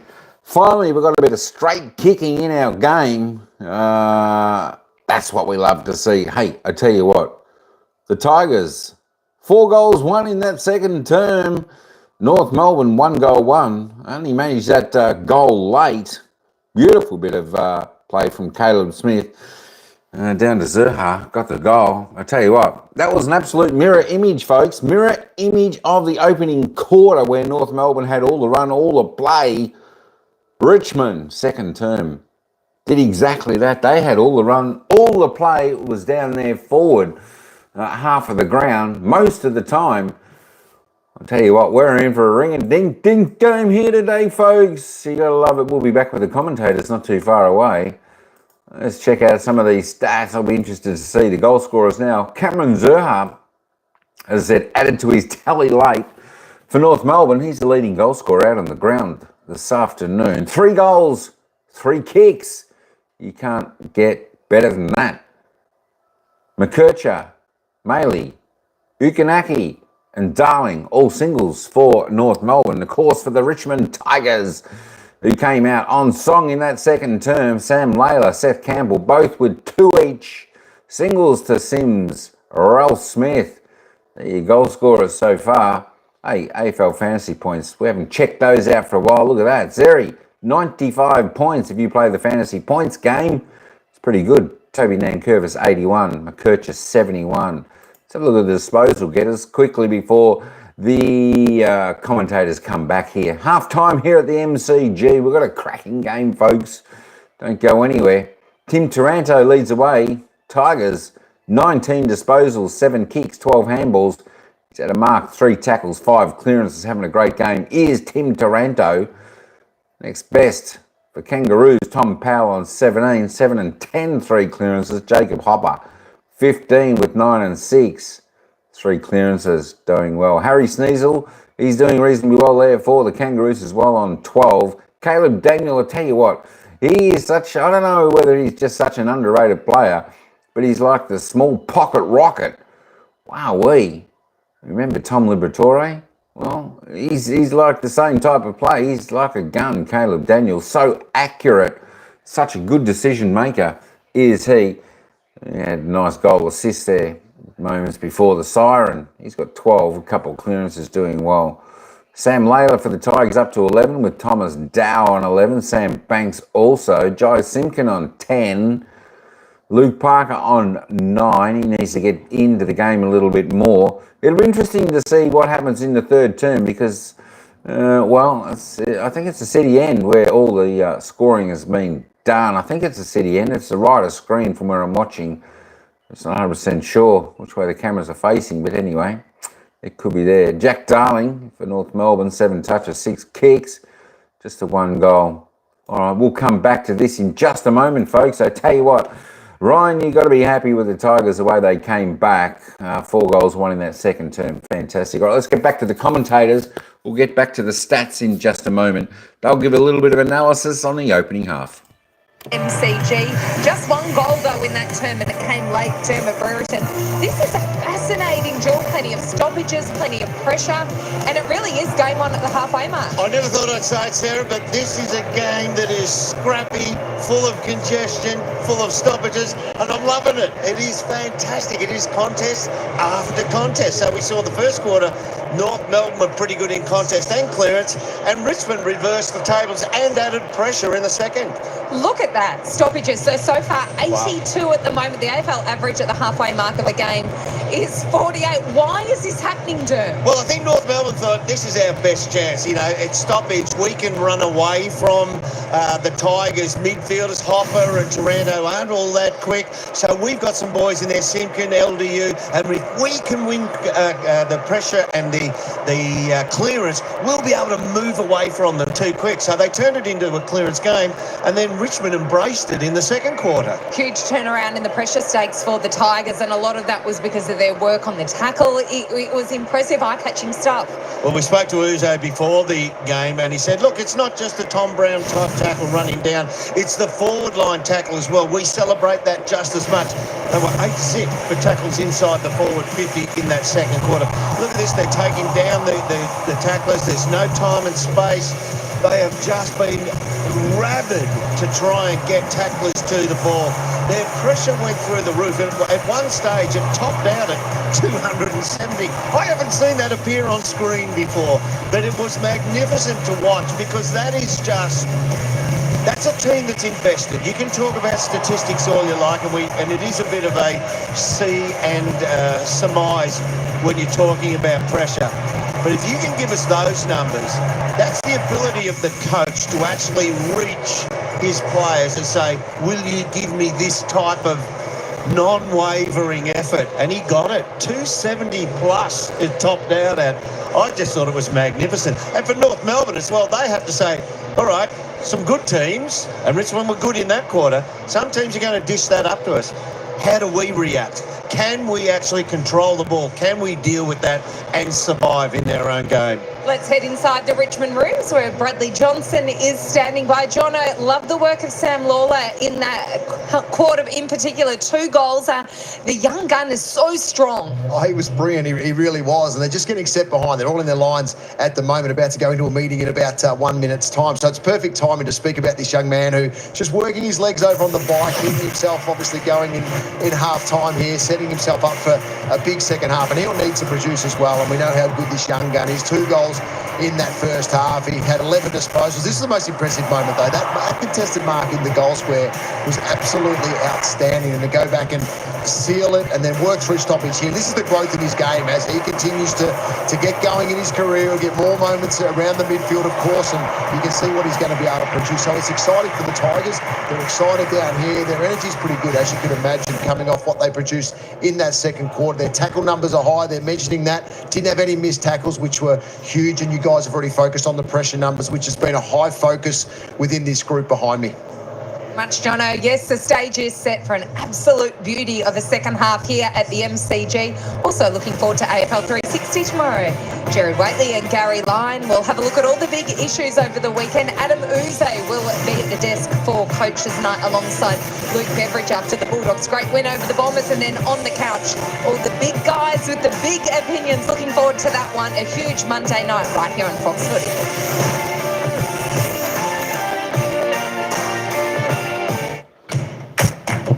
Innovation is for us a critical corner.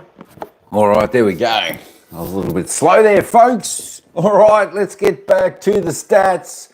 While the commentators are on a break there, they'll be back not too far away. As we were saying, Jack Darling with 7 touches, 6 kicks.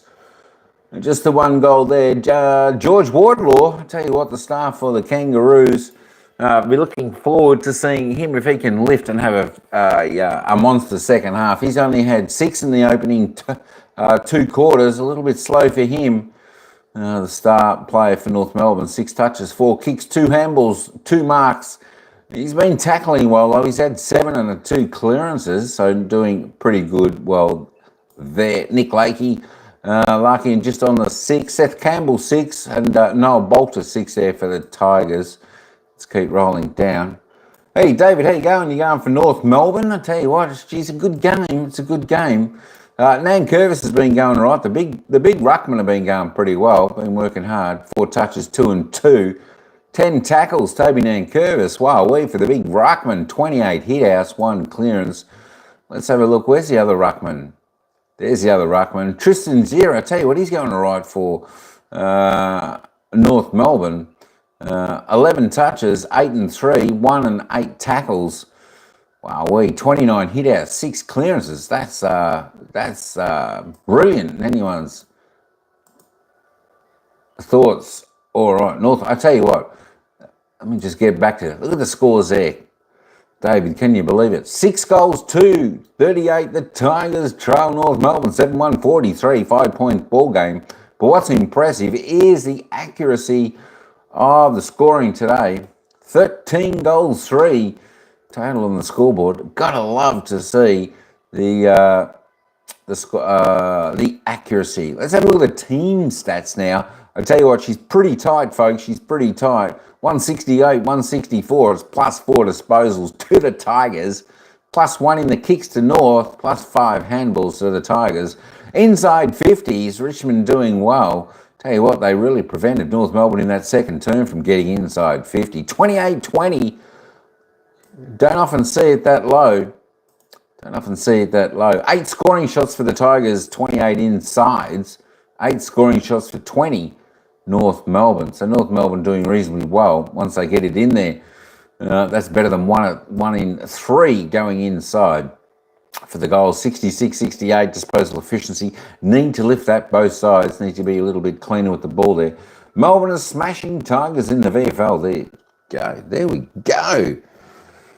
That's right. Look, I'm sure the Tigers haven't got a great deal of depth just at the moment, so they may struggle in the VFL as well for some time. But look, the Tigers, they're building, and I think they're going to be building a nice little side there. Come next year or the year after, it's got to get everything working, get everyone used to playing with each other. Free kicks, 8-10. Not too bad. All free kicks seem to be reasonably well. This seems to be reasonably well umpired today, especially, North Melbourne. Especially compared to what was seen over the week. Over the weekend, some of the umpiring has been a little bit ordinary.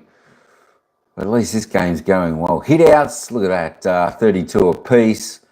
Don't get much closer than that. North Melbourne, though, winning in the clearances in all areas, 20, 32, plus 12. Centre clearances, North Melbourne dominating there, 7-2. Tigers need to get first hand on the ball. Stoppage clearances, North of plus 5. Contested, pretty well contested game today, 79-76. As I said, there's a lot of stoppages in this game today. I think they've already had as many stoppages now as they had in the game last night. Uncontested, not a great deal in that, just 8 turnovers. Well, Richmond aren't really turning the ball over too much, so that's pretty good. They're keeping that figure low. North Melbourne just a tad more marks. Richmond holding on well. Good to see. 4 marks inside 50 apiece.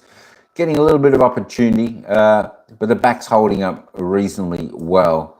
And Tom Lynch has definitely been well held for the defensive line down there. So I tell you what, it'd be nice to see Tom Lynch get on a couple. That'll certainly spark the Tigers even more. Tackles, well, have a look at this. Talk about a contested stoppage game, tackle game, hard-fought game. 55, 60 tackles already in a half of football. Both teams already above season average. Holy Toledo, I tell you what, some of these boys are going to be tired by the end of the day. 49.9 is the average for Richmond for a game. 55 already and 60 already for North. 56 the average. Tackles inside 50. I tell you what, you've got to be pretty happy with this if you're a Richmond supporter. If you're any team supporter and you've had 17 tackles inside 50, holy moly, you've got to be loving the work they're doing. Just the 4 to North Melbourne. They need to press on and play. That's a great job. Great defensive pressure there Forward pressure there for the Tigers. I tell you what, you love that. Pressure rating, I saw the pressure rating was up around 275 for the Tigers in that second term. You don't get much higher than that, folks. That's a ring-a-ding-ding pressure gauge. 275, if you're hitting the pressure at about 200, 220, that's massive pressure that your team is putting on the opposition. And Richmond blew that out of the water up to 275. 275. It's a very good game, says Ryan. I tell you what, it's an absolute... As I said, Ryan, this was one game I was talking about Thursday, Friday night. Saturday I was talking about. This is one game I was really interested in seeing because I think both of these teams, I think they've got good potential coming up for, next season, the season after that. I think this is a good season for both of these teams to get their game plan up and running, just to connect well with each other and get consistency in their game and their game plan, their structures, how they work it. But I tell you what, North were going really well. And it'll be interesting to see how North respond in this third term, and if Richmond can continue, because both teams kicking to that end of the ground. Punt road end, I think you were saying. That's certainly been the scoring end so far. But I tell you what, I like the way this Richmond side go about it. They've just got some good run and carry when they do get the ball and they're coming off their half back. I do like that way. I think some of the things they can sort of improve on a little bit is, it'll come with a little bit more experience, sort of going inside 50, just have that little bit more composure to direct it into their forwards. Whereas North Melbourne, like such players like Caleb Daniel, it was, not Caleb Smith, Caleb Daniel. He's got great composure, got great footy wit about him. He can chop and change his mind and make the right decision. I think that's what some of the young guns of the Tigers will learn, coming up throughout the rest of this season. But I tell you what, I certainly like Ryan. I certainly like how the Tigers play their football. I think definitely they will be up there in the mix next year. I think they've got a lot to offer their Richmond fans out there. And, even though Richmond are down there on the bottom and not winning many games, you know what, they still put in. They still put in each game, each week.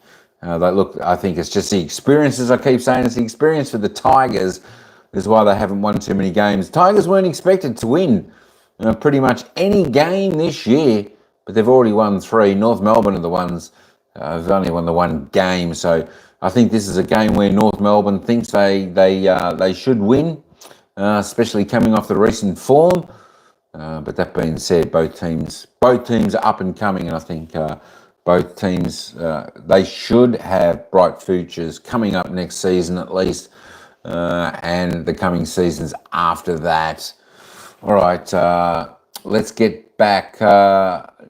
No, they're just about back. All right, we'll be back in just a moment, folks. The bounce of the ball for the second half coming up in just under 1 minute's time.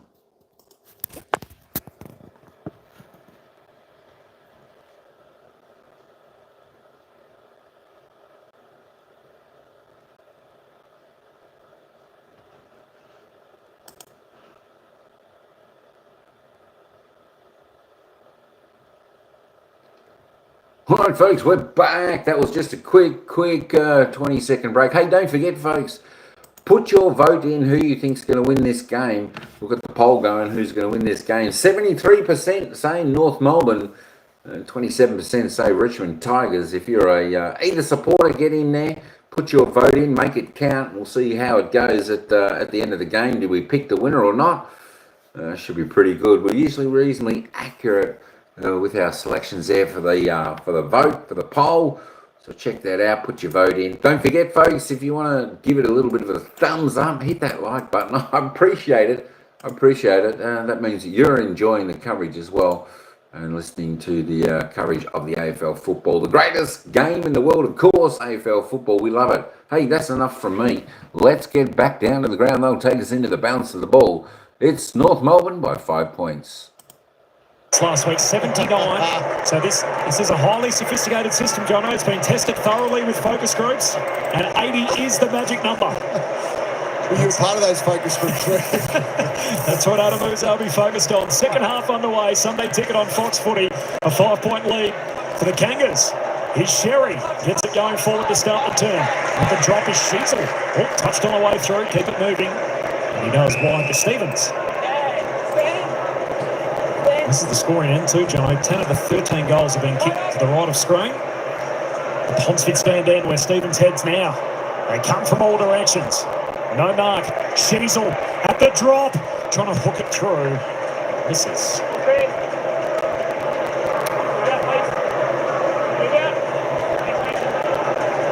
It's fourth game today at the venue. Harry Sheasel, part of the All-Australian squad last year. There's another one of his long list of Kangas that have never won here. 6 of them have never played here. There's Banks. Goes long to a contest. Court knocks it down. Hardiman trying to feed a hand pass through. Ned Curvis. Court. McAuliffe. Ralph Smith and now trainer. Just measures the kick to Big Tom Lance. An important kick as well. Had to hit that target because it just releases the pressure that North Melbourne were trying to build. It's a big kick in the corridor. Turns out to be a good one. Links up with the skipper. Hand pass away to Banks, runs, carries, ball floats at the Ross, clever, pumps it to McAuliffe, the lefty goes long, forward with some separation, not quite, bounces off his chest and Condon sees it out. Gee, that was a good kick. The depth on that kick. McAuliffe. So they're the little things you take notice of and bank them for next time. He's kicked that 60 metres on the run from punt pass. One of only 2 left footers in the team today for Richmond. The other one's this man, Nen Curvis, who wins the hit out down to Lawler. Drilled straight away.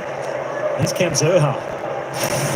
Pitching his giddy He's up. in the middle of the ground, so tap over by Ross. He just cops the, looks like a corky there. Sherry, you get out of here kick to centre half back. McIntosh mowed down. Good shot of the Oz kicker at half time, sporting the headband. They're all around the place, the headbands today. Just going through the identification of the bruise in there, hematoma. It's been a good 2 Zerha's kicked 3 today.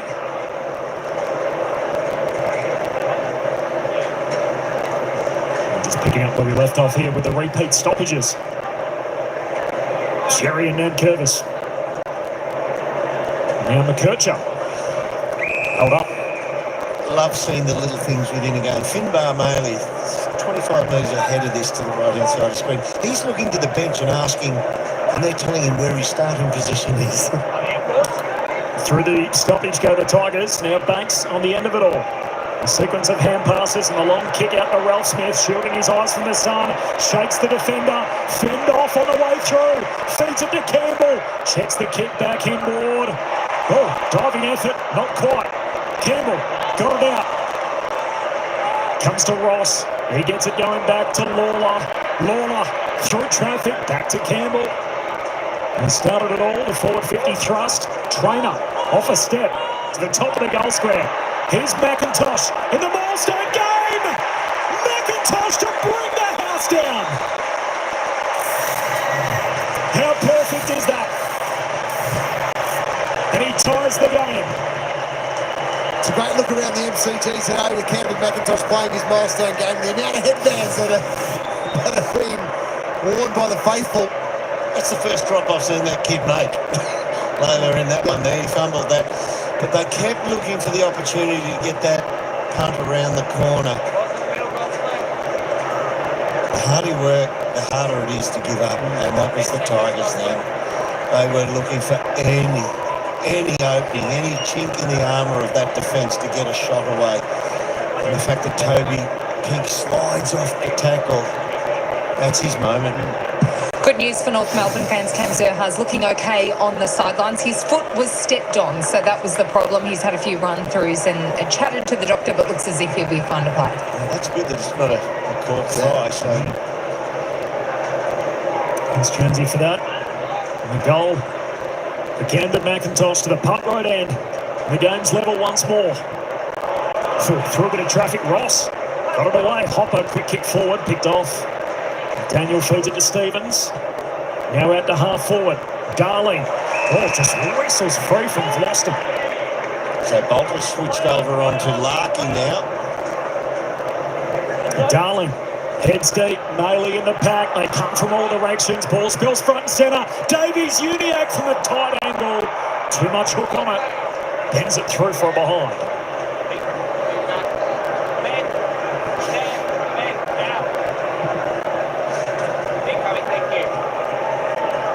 Might get it here, Camden McIntosh. There's not a lot of space here. Looks like is he getting it? He's wanting to sleight of hand there. Nathan Brody is trying to sell a different story to where he eventually went. This is Sam Banks, who's off and running. Sends it down the wing. Another contest kick. Hand up from Taranto. They burst their way through. Lawler had a play on it. Taranto got it out to his mate Hopper. Hand pass to Hopper. In the end for Ralph Smith and out of play. A little bit lucky there, just to the left-hand side of that pack. Seth Campbell was 15 metres by himself and there was nothing between him and the goals. One quick kick and he's off to the races.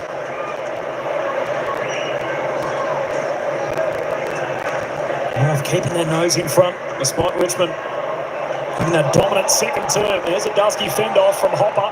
His old teammate to Curvis turns it over. Darling, Daniel, McKercher, Scott. One too many. Touch on the way through from Campbell. O'Sullivan's under the pump. Sims has got him.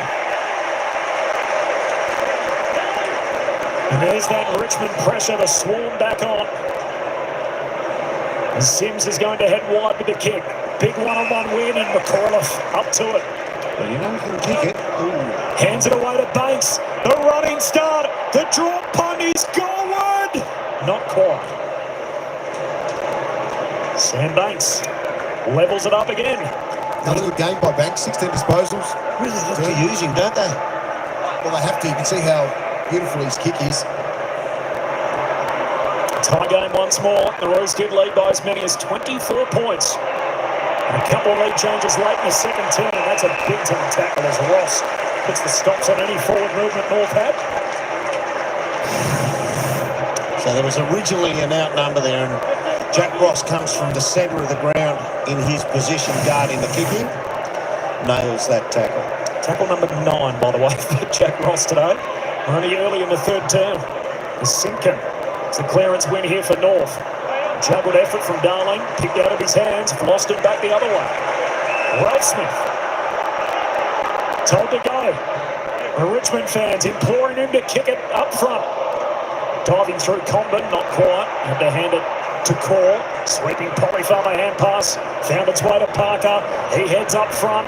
Trying to spoil Larky at the back. Couldn't work out. A wrong-footed Darling. Miller. Clever. To Broad. And now to Trainer. Richmond back with it.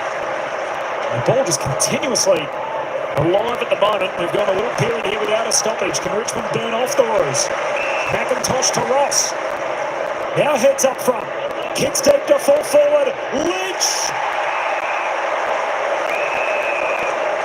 Identified the player was out the back by himself, Tom Lynch. Put depth on the kick. Charlie Goldman is just a little bit far ahead of him. Tries to turn around, disguise a screen, bang, touch. Probably should have been free kick then and there. And that's why in the first quarter, Tom Lynch was playing behind. He was trying to make sure that Common's always in second mind. Or Toby Pink, whoever his opponent is, whether they come forward to defend. Here we go. The go-ahead drop punt is a behind.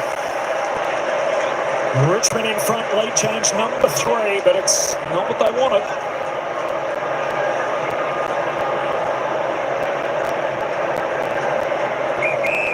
There's a few points out there on the Lynch miss.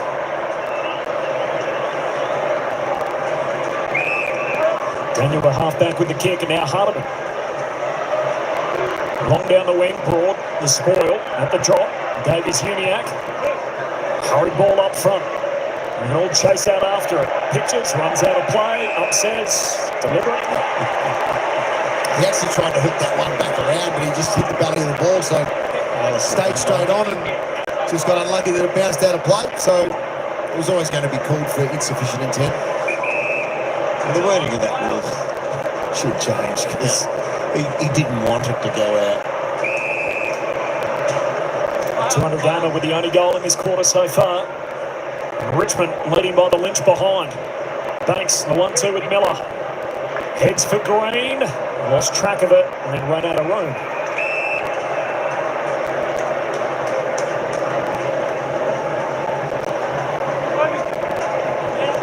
Both teams have won 7 second half quarters this year, so nothing between them there. So they've got clearances 4-2 in their favour. That's a screwy throw. Favours Nankervis, down to Ross. Oh, ripped to the ground into Stevens' tackle, holding the ball. Good decision. Pinned the arm. I know it's hard on the bloke being tackled. He's won the ball. But initially, when the tackle is laid, he's got 2 feet. One of 4 former Swans on the list at North Melbourne. Dylan Stevens. Leaping over the back, Maley, not to beat. There's another in Parker. At the Wardlaw. Heads up front for North. Favoured by the kick Broad. Spills the mark. Hits the deck. Davies, Uniac, Constanti.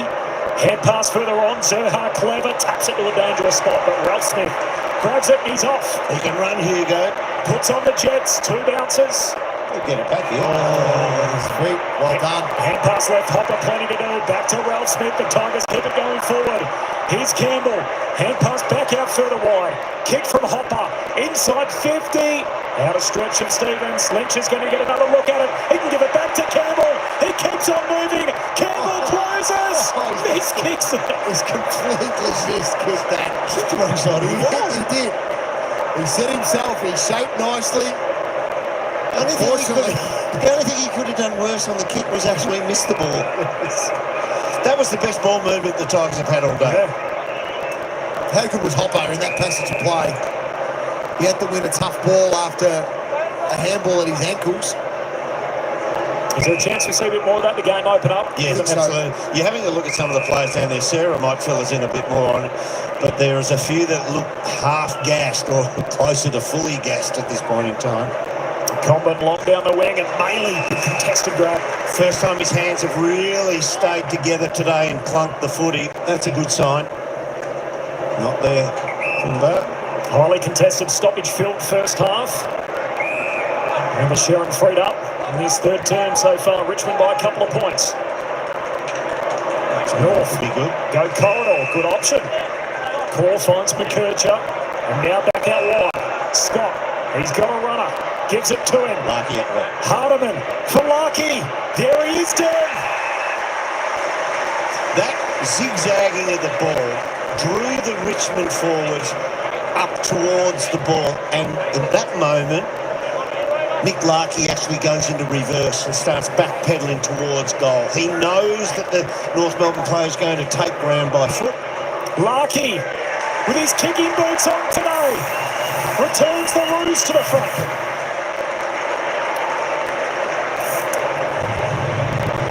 Yeah, the transition was nice. It was the handball receiver at half forward that kept this ball going to allow Larky to stay in his position behind the Tigers' defence. The kick had to be strong, and it was. That beautiful kick into McKercher. So, see, they're all running back. See how Broad's come forward. He's thinking it could go there to Zerha. So he comes forward and tries to give coverage there. And depth on the kick there. Not even Larky's opponent, Tom Brown, tries to come in and give coverage against Broad, who had the roll on Larky at that moment in time. Campbell misses an opportunity he normally gets down one end. Yep. Richmond, North Melbourne make them pay with some pure transition. It's a good game, isn't it? It's excellent. 4th lead change. North did have it out by 24 early. Richmond, the times that they've put their nose in front, they haven't stayed there for long. Sheasel held up by Dow. Bags too lucky last couple of games against Richmond. 11 goals in his last 2 outings. He's on the board now. It's taken until the 3rd term, his first for the day. Now the stoppage, the 3 stoppages here from after that goal. About 4 seconds of play. To back up right, Starling. Hits through to Sims. And down to half forward. Good fight, both players. Maley trying to swat it down to the runners there for the Roos, but Ralph Smith has other ideas to Trainer. Out in front of Daniel and his own mate there in green, who takes a good mark.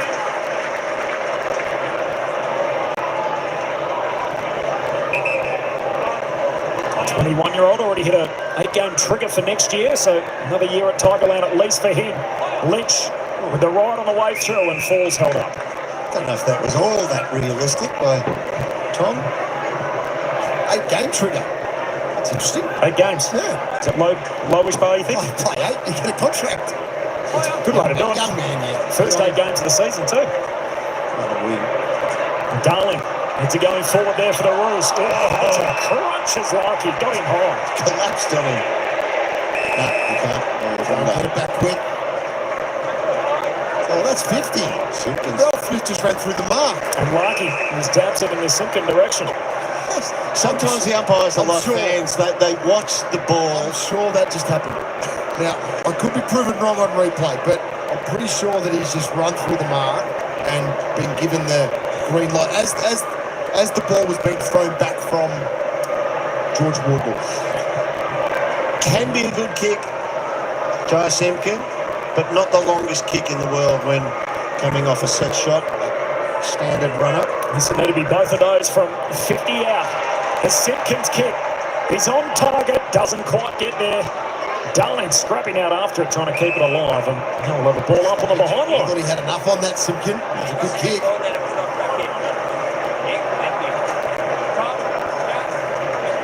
Look at the players around this. Close to the goal line for the Roos. Darling trying to get it out. Sheezel had a play on it. There's a pitballs around in there. Says keep rolling. He's Maley. Ralph Smith held up. If you're Tigers, you almost don't want to move it out 15 metres from goal. You want it closer to the point line. Throw a blanket over 20 of them here. There's Ralph Smith trying to get a clearing kick. Tumbles its way. Simpkin a touch on the way through, and out it goes.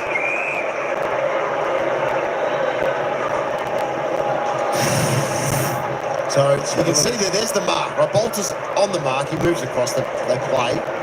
So he's thrown back. He does too, Jono. You're on it. He runs right through there. And he wasn't within 5 of chasing Jai Simpkin either. That's a takedown. Big line, Jono. There's North Melbourne through McDonald. Can reload a deep entry inside 50. Try and punch it away. Miller unsuccessful out the back goal. Constanti. Northport further in front.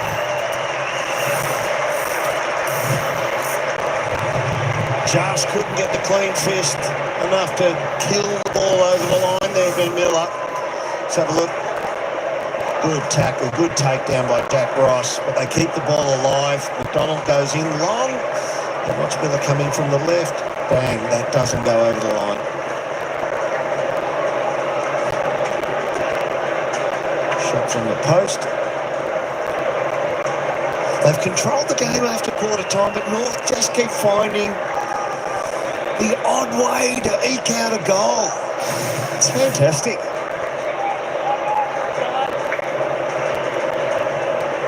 As you can see there, his 7th goal for the year. He was part of the Luke Parker trade coming down from the Swans. A couple of seasons on the list, didn't play a senior game, and gets his opportunity at Arden Street. Tristan's Sherry holds up a peace sign. Was that a signal for where I want to hit it? Down to Simpkin. Whatever it was, it turned out all right. Pow to Sherry. 2 o'clock on the clock. Good. Yeah. Simpkin to Pow. Inside the forward 50. Oh, wow. Maley. He actually pushed Jack Darling out of the way then. He just sensed the body around him. You watch the right arm. He just nails him out of the way. It's almost creeping back to the first quarter. Clearance out of the middle. Give your forwards a shot. His run continues to the right of screen as well, where been the goal scoring end so far, the city end of the ground. There's the look at it for Maley. He's got to bring it back. Not enough.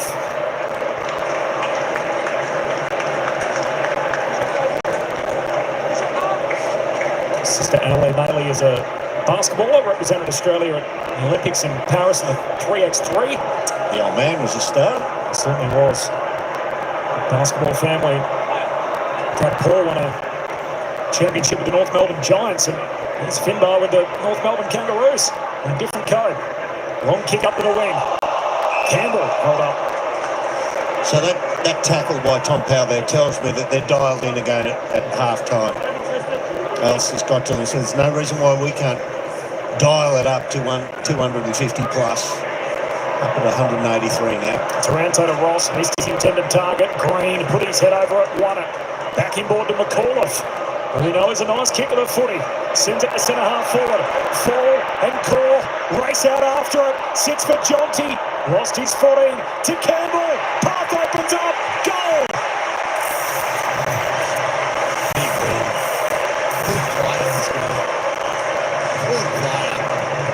Fall did so well. So have a look at the initial contest. It's going over. And he just gathers. You've got to stop that ball there. You've got to stop it getting out. He looked to give a bit of cheek too.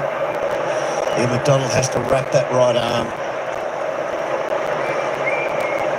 North Melbourne sub Zane Dersma warming up at the minute, about to head onto the ground. Just finding out who they're subbing off.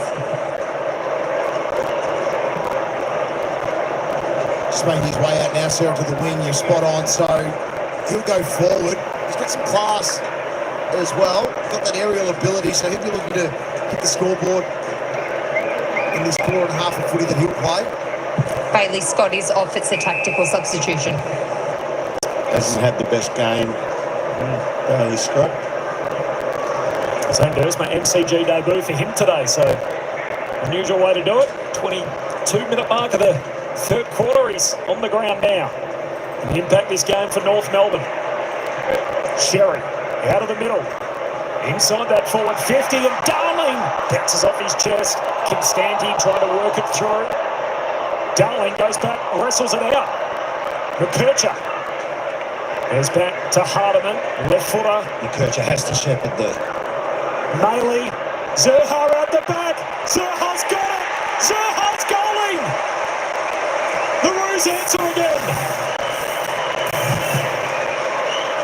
There it is again, Tim. That goal that you've been talking about that North Melbourne have just managed to get when Richmond have taken momentum of the game. It's fair to say he's on today.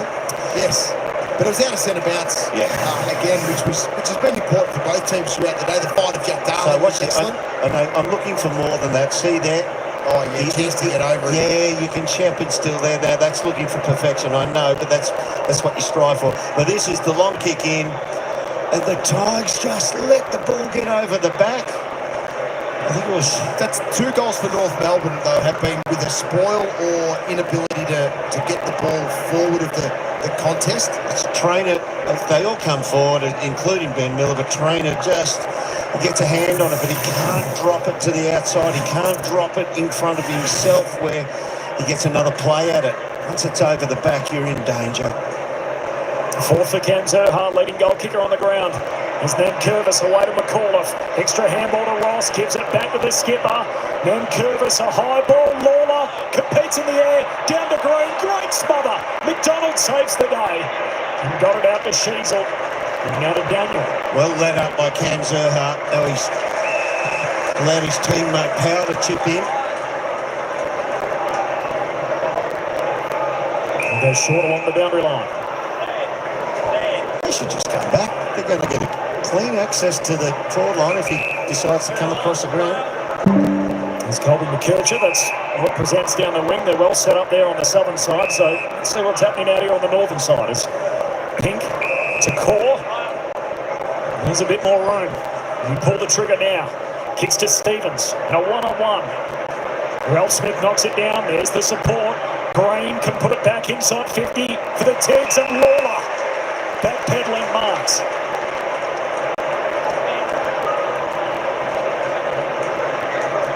First number 1 pick Richmond have had since Brett Delidio. First number 1 pick to get a rising start on debut since Mark Murphy. He's a player, isn't he? Couple of fine gentlemen. And there's this guy, almost 20 years on, Sam Lawler. Look at Nick Larky over his left shoulder there. We'll have to kick it 55, 60 metres. Gee, effortlessly kicks to the line, and it's thumped through. Gee, that was such a big kick, and He caressed the footy. He might have had a metre or two up his sleeve to get closer to the man on the mark. Makes it look easy, the young man in the back of smash, sending Lawler.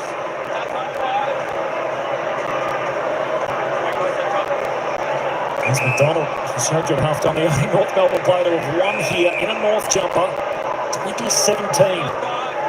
The last win the Roos have had the mighty MCG. Power. Pokes the pass down the wing. It's a good kick. Finds Darnell.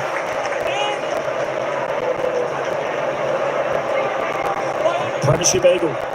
He's going to try and switch back to Condon. 10-point buffer for the Roos. They have led by as many as 24 in the opening term. The kick from Pink. Inside the attacking 50. Bolter trying to kill it. Spills down towards Miller. Back to Bolter. Out of defence to Lawler. Here go the Tiggs on the counter-attack. To Mansell. Lynch. There's a knock away from him and Condon with the spoil.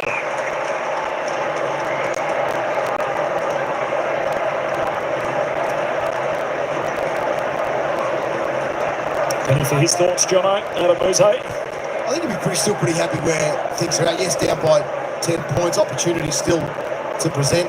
But I think the way both coaches have set them up in this quarter has been positive. Well, they're in the game, aren't they? Yeah. So they just want to. This year is about staying in games to the point where you've got a chance to win when the heat comes on in the final quarter. Trying to get it out the back. Sullivan has other ideas as he's tackled. And rarely today have we seen a time when either coach has dropped a man behind play.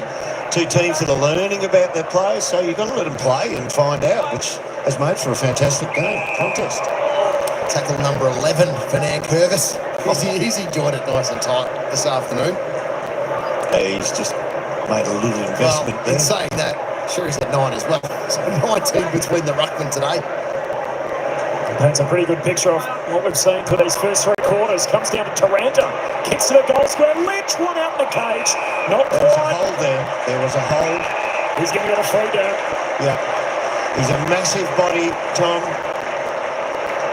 Even before the umpire blew the whistle, I think he's gone for the arm chop on this. Even before that, blindsided because the umpire's coming from the far side, there was a stretch on the jumper, on the back of Tom's jumper.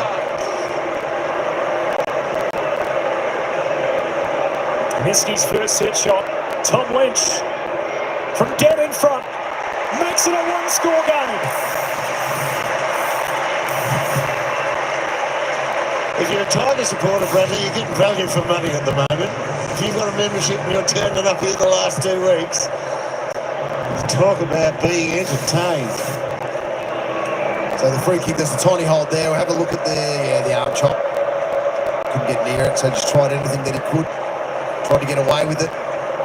There, Toby Pink. But you're right, Tom Lynch is such a big man that gets that position where the ball's dropping short. It's difficult to stop. They worked it well, the Tigers. They were able to create the stoppage term at centre-half forward when North Melbourne were potentially going to get out. That's what enabled them to just keep the ball, play inside their forward half, get that repeat entry inside forward 50, and in the end finish with a nice goal. First game against North since 2021 for Tom Lynch. He's missed the corresponding meetings the last couple of seasons. There's McAuliffe. Had the initial paddle, handball over his shoulder to Hopper. Well, based on the game term, North Melbourne's time now to get one back. Well, it's gone on predominantly who gets the ball in their direction out of centre bounds. Sherry goes the fist. Unkind bounce for Zerha. Brown, you better see it out. Oh, they backed off in there. It'll be a brave umpire who pinged that one. Doesn't that become its own art form as well, Jerm? As everyone's headed towards the boundary and everyone else pull back. So if you can draw the umpire in. Fun game of footy so far. Parker puts his head over it. Comes out to Hopper. With the ball. Davies Uniac to Zerha, who's been good today. Took on one too many. You don't mind that. That's how he plays. He forces you to make an action, and it has to be a good tackle. Chip over the top here, if wanted. A 200 gamer out of the Pinjarra Tigers. His junior club, south of Perth in Western Australia, and now, of course, two-time premiership player with the AFL Tigers. As Lynch's handball picked off, Daniel to Davies Uniac. Not an option he likes, gives it to Stevens.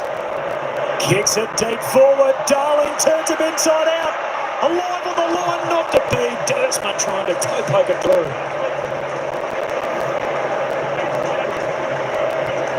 It's the second time today that Jack Darling's done his man for position on the drop and probably invested too much pushing his opponent out with the left arm and tries to take it one-handed. First involvement for the sub, Zane Dersma. One for Bailey Scott, as Sarah told us earlier in the turn. As Davies Uniac to McKercher to Wardlaw, the young stars all involved. Caught by Lawler. There's another of them. Taranto to Mansell. And now Brown gives it to Banks. Richmond get out of dodge. Wide to Dow. Pokes it further afield. The Richmond fans war at the punt road end. Banks gets it back from Lynch. Kicks it inboard. Campbell the target. Can't quite complete the mark. Spills to Dow. Takes him on. Coughs it up. Back the other way go the Roos. Late in his third term. Was O'Sullivan tackled without it? I didn't think so. And now calls for the footy. Well done by Charlie Common. He's come up sore out of that, but he left his man, Jonty Fall, to come forward and make this spoil. Hits the ground.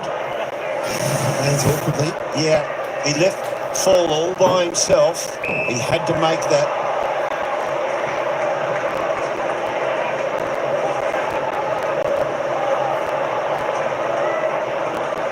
Is it time for another goal late in his third term? Sheasel straight down the pipe over the head of Dersma. Ball's out the back. The ball Zerha keeps it in front of him. Fend off. He's a little high. It was high. He basically grabbed his face. You're not tackling me. In the old rugby union laws, they call that a stiff arm. Yeah, he's flexing his jaw. Every time the ball goes near him today, it feels like something's going to happen. Cam Zerha, he's got 4 already. There's Miller, long up the wing. Pink, away to Simpkin. Spun around, threw it out. Holding the ball. Jacob Hopper gets his reward on the bell. And North Melbourne by 5. As we were at halftime. A 5-point buffer for the Kangaroos. After an interesting quarter, a couple more lead changes. North had it out to double digits on a couple of occasions, but the Tigers with 2 of the last 3 to bring it back to a straight kick at 3/4 time. Woolwich Marrowa up against Euro Europe. That is the Eagles and the Saints as Sir Doug Nicholls round continues next.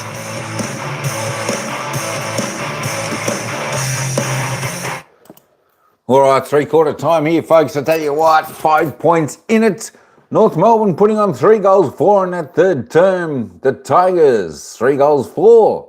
There we go, 5 points the margin at half time.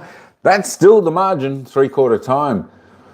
Whew, we're in for a ring-a-ding-ding final quarter, and I think Richmond are going to go down to the scoring end. I'm pretty sure that's the city end. Of course, Richmond, I was saying, we're kicking punt road end that time, but it's the city end this time. They're going to be coming home in the final quarter. There we go. Killiar, sup? How you going? Tina's in there. I said good day to Mark and Ryan. I tell you what, folks, don't forget to vote who you think's going to win. 66% now, North Melbourne. A few of the Tiger fans are getting on the bandwagon, tipping the Tigers in our poll that we've got there today. What a fantastic game. Even though Lynch hasn't got really into the action for the Tigers, the Tigers are still in there. Only a straight kick behind. This is going to be a cracking game. Let's see who's putting on the goals now. Since we are 3/4 time, keep track of who's doing what. Cam Zerha, 4 goals there for North Melbourne. He was just about to run into an open goal, but just a bit of a high fend off. Of course, umpire called that back. He's got 4. McKercher with 1, Maley with 1. Of course, Larky, Constantini and Ukanaki with Darling all singles. Of course, for the Tigers, Seth Campbell tops the table for the Tigers with 3 goals. Sam Layla with 2. Sims, Rolf Smith, McIntosh, the 200 gamer. And of course, Tom Lynch with 1 in that third term. They're the single goal scorers. Let's see, Tim Taranto, he continues to lead the way on 26 disposal at 3/4 time. 8 kicks, 18 handballs, a mark, 4 tackles, 8 clearances, doing well. Jacob Hopper, next best on the ground with 22 for the Tigers as well. Tom Powell tops the table for North Melbourne, 21 disposals. Caleb Daniel next best for North on 20. And Ukanaki on 18. Sam Banks going well there for the Tigers, also on 21. Let's just roll down a little bit. Harry Sneasel there with 15. Tell you what, their star player, Wardlaw, is being well held today. North Melbourne, they're doing a good job on him, Richmond. He is the danger player. I tell you what, they want to continue that job on him in the final term, or else he could be the game breaker there for North Melbourne. We know how classy he is and what good run he's got. As I was saying, Tom Lynch, just the 1 goal, 8 possessions, 6 kicks. That's what he has so far. George Wardlaw, as I was saying, just the 8 touches. Tell you what, it's not often you see him restricted to only 8 disposals with the 5 kicks, 3 handballs, 2 clearances, 9 tackles. So he is one to watch in the final quarter. Richmond need to keep an eye on him, keep him well held, and Richmond will go a long way into winning this game. But I tell you what, I still can't decide who's going to win this game. It's a cracking quarter. It's a great contested game. As I said, both teams have reasonably good run down the wings, but the rest of the game is pretty well contested. I tell you what, let's just have a look. Actually, no, where is it? There it is. Team stats, that's what we want to look at. There we go. So there's not much in it. There's only plus 17 to the Tigers. Inside 50s, brought it back only 5 the difference, 39-34. Richmond plus 5 in that. Free kicks, I was just going to have a look at. Not much happening there, so it's all good. The umpire is actually letting the game flow a little bit, which you really like to see. And of course, the hit-outs and the clearances, North Melbourne doing the job well in the clearances, 43-27. 10-4 in the centre clearances. Come on, Richmond, tighten up a little bit in that aspect. All right, let's get back down to the ground, and the commentators, they'll take us into the bounce of the ball for the final quarter. It's North Melbourne by 5 points. Don't forget to vote, folks, who you think's going to win. We've got a quarter of football action to go. And, folks, don't forget, I appreciate you give a thumbs up to this game. And don't forget, following this game, we're going to lead straight into the Brisbane-Melbourne game. Of course, that game is underway at the moment. 3 minutes into the first quarter over at the other game. Of course, Brisbane Lions, 1 goal, 1-7, leading Melbourne 1 straight goal, 6. So we'll be able to cover approximately the final 3 quarters in that game. Lions by 1 at the moment, 3-minute mark over there at the Gabba. All right, let's get back down to the game here. Let's get back down to the ground. And I'll run us into the final quarter. It should be an exciting final quarter, folks. I'll tell you what, if this is anything like last week's final quarter that North Melbourne put up against Brisbane, we are in for an absolute ring-a-ding-ding-ding quarter. All right, folks, it's not for me. Let's get back down to the ground. That's North Melbourne by 5 points. And that was going to be a goal as well. So there's 3 moments that have cost the Tigers a goal. Well, last week it was Tristan Cherry who he played the whole last quarter against the Brisbane Lions. It was an amazing effort from that man on screen. And do you reckon Nankervis can go with him? No, not for a whole quarter. Nak needs a rest. So it'll be interesting here to see whether or not they go down that same path again, because it did work for them last week in the contest. 100% game time. The final quarter for a big man. Game on the line again. Richmond going to keep their winning ways going, or can North Melbourne get over the hurdle and score their first win since round 2? Their first win at the G for a lot longer than that. They whack it forward to start. Here's Banks. He's going to be held up. Interesting now, on this wing closest to us, Dylan Stevens being moved away from McIntosh, and Simpkin comes out to the wing. the side of the stoppage. And Curvis swats it down. Daniel collects, bangs it forward. Larky at the drop, not quite. Darling gives it to Sheasel. Off his step. Kick won't get there. Racing back. Zerha makes a contest. Still keeps it alive. Fence him off. Another one. Put him in the face again. He just bulldozed him. But it's illegal. He's probably thinking, gee, these guys are falling off me. Yeah, Nick lost him. Oh, yeah, same again. I can't stop laughing. I know I shouldn't, but... No complaints there from Cam Zerha as the ball slides out of bounds. If you're a draft nerd and perhaps you're sitting there going, oh, my team's in development mode, maybe we could get a high pick. Even that's not at play here because Richmond actually own North Melbourne's first round pick. So it's in the Tigers' best interest to beat North, keep them low, and it means that Richmond will get an early selection in the draft. So we're all about winning. Here on Fox Footy, and it's the aim of the game this afternoon. Game on the line again. As we start this final term, the Tigers a sequence of handballs. Ross trying to get it inside the Nan Curvis. He coughs it up. Oh, look at Davies Uniacke, outnumbered with strength, stands up. Critical win. Got it out to O'Sullivan. Heads down to half forward and Sheasel takes the mark. Well, Larky's got space and he's got Ben Miller. He's going to want a dummy lead and then get into the pocket here. Trying to extend this advantage. Backing into the patch, Sherry and out of play. Well defended Tigers. They were awake up to it. Noah Bolter and Miller, Nathan Broad, too much experience there. That's why he's the guy. Davies Uniacke and his North Melbourne team. What a win. Leads to a forward 50 stoppage. And Curvis trying to move him out of the way. Taranto feeds Ralph Smith, kicks out of defence. Daniel punches it away, but straight to Hopper. Peeling off the back flank to Ross. Gives a handball. He's got support in Sims. Up over halfway, Toby Pink came and gobbled him up on the wing. He's had absolutely no one to kick to forward of the ball, so he was holding and waiting. Steely Green was running towards goal down the spine. He needed to break out and make himself a viable option. Even that one there, even if he kicks it deep into the forward pocket and it goes out of play there deliberate, you take that because you can set the ground up again, Dirk. Ross well-weighted handball away to Taranto through the hands of Ralph Smith. Campbell back to Ross.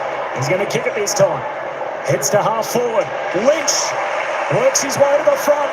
McIntosh in the corridor. It's his day. Oh, yeah, Jai Simpkin, his opponent has come up to the mark now. He went closer to goal thinking... Well, Steely Green bolted towards the goal square, so... He wanted to be a third assist player, didn't he? Yeah, he did. Sometimes you just got to trust your teammates and defenders to have that one-on-one covered.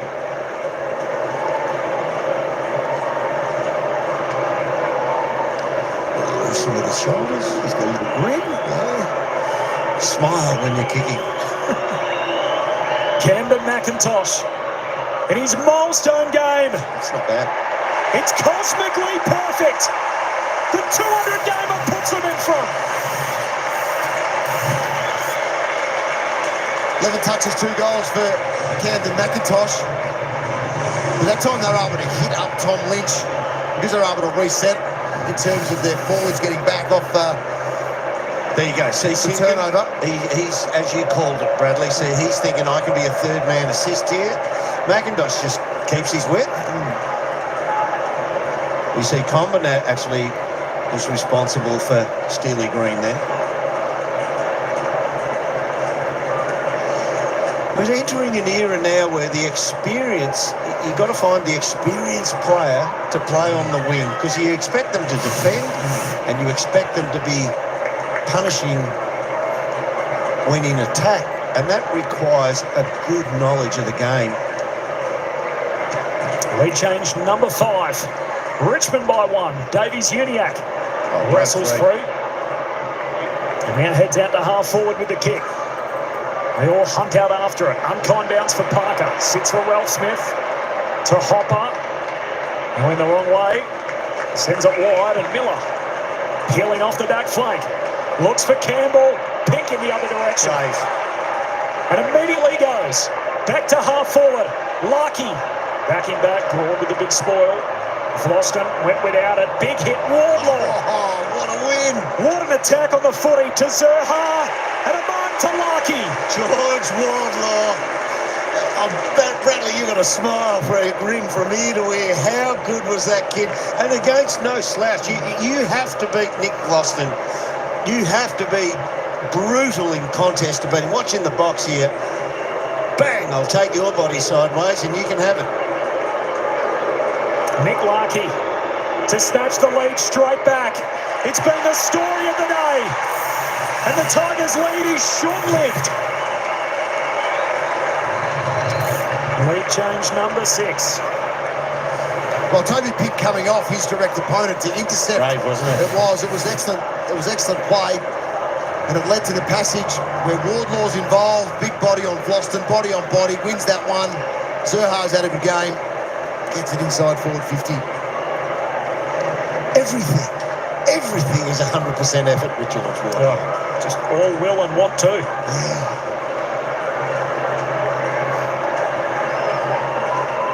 His worst effort is 100%. What a win. 2 straight today for Nick Larky. We spoke about his percentages over the last year. Closer in. Exactly, over the last 4 weeks. Don't doubt him inside 35. 6 late changes. North have led most of the day after kicking 4 of the first 5. So Simpkin goes into the middle. McKercher comes out to McIntosh's wing now. They've rotated on him. 5 of the first 6. In fact, out at one stage with a healthy advantage. Yeah, that's his right foot. Davies Uniac, all of a sudden at centre half back. A bit of ground to make up. Kick too much for Zerha. To Dersma rather. Keep an eye on Wardlaw, who's in the pack, and the ball spills out of play. Done a massive U-turn there, Luke Davies Uniac, to get onto his right foot when... If you turn the other way, you get onto the left. He's in the games they've been in it late, he's been fantastic, hasn't he? He just runs out the game and he just drives through congestion. This epic battle continues, and then Curvis outpoints Sherry here to Ralph Smith. A bit of run and carry. Hand pass meant for Green. Bangs bodies with McDonald. Davies Uniac clears out the traffic, wins the footy. Use your pace, son. McKercher. 2 bounces. Now to Power. Here's the forward 50 kick. There's a whistle. It's downfield. And the late contact felt.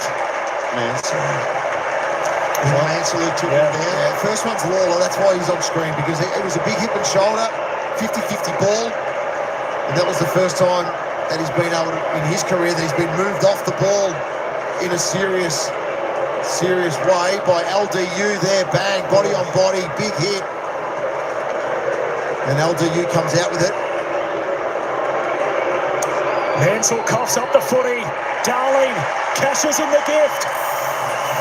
North stretch it out.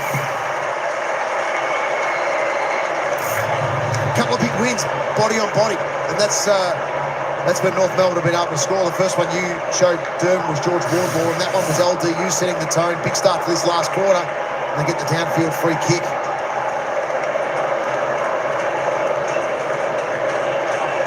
So the legend we're going by in can win, can't win, points for, points against. The Tigers will win if they can keep North Melbourne under 80 points. They've got 3 points, 2 points up their sleeve. Can they keep them goalless, which is possible, completely possible. Got to win this centre bounce here, the Tigers. Can they keep them goalless and bang a couple on themselves? Good on Lawler, he's reset now. Oh, he's a ripper, isn't he? And Curvis down in front of Hopper. Dispossessed. Pow threads it through to Simpkin. Roos going forward again. Larky cops an unkind bounce. He's Darling held up by Broad. Tigers yet to use their sub as well, so Caleb Smith still available to them.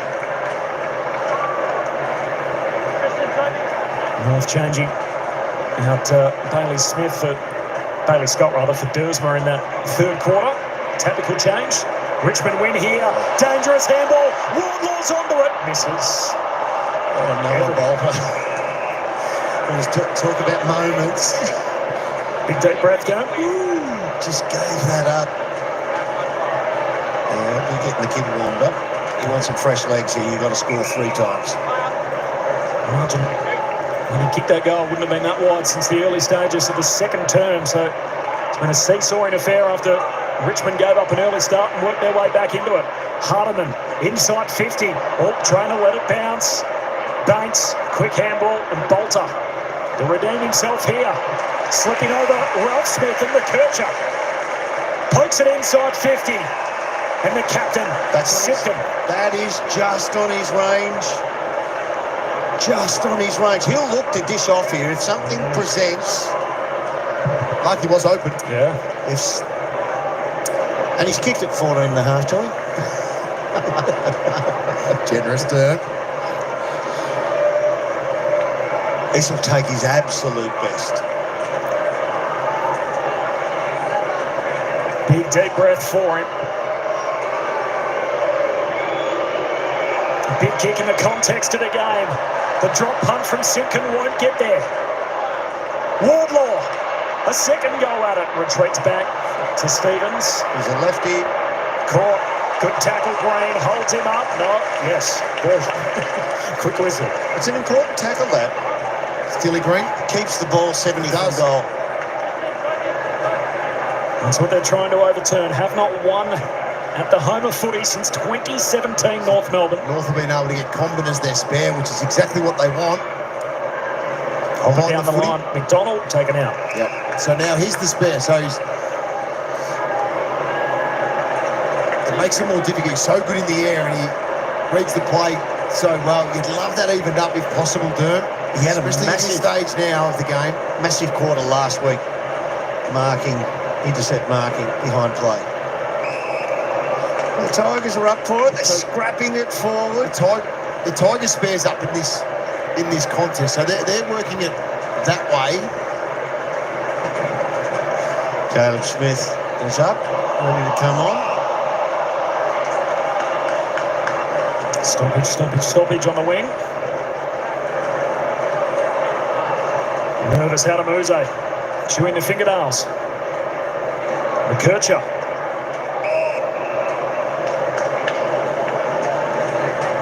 There's Green on the bottom of that pack. Last win round 2 against Melbourne. Last win at the MCG against the same opponents, 2017. That's what they're trying to overturn North today. Sherry caught high. Free kick. Parker's just sneaked on here. He's going to get an easy one here. Oh, no. Right, man, Curvis has now come off for his final rest in the game.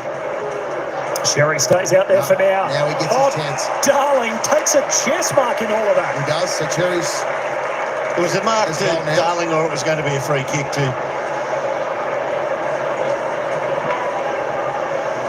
Nick Larkey. Just got pushed sideways out of the contest.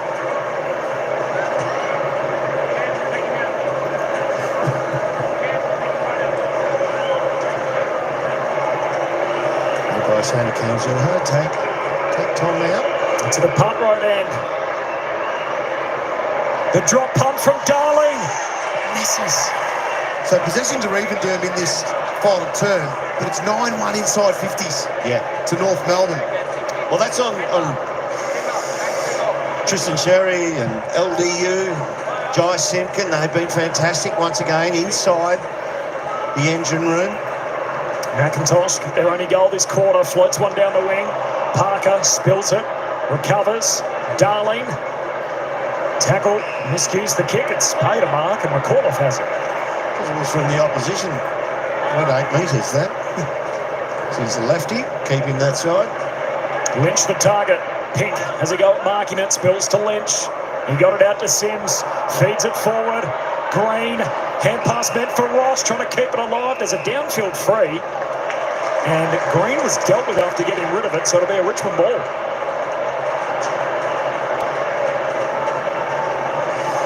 So look at what plays here. And it's one from behind. Tom Powell on the way through.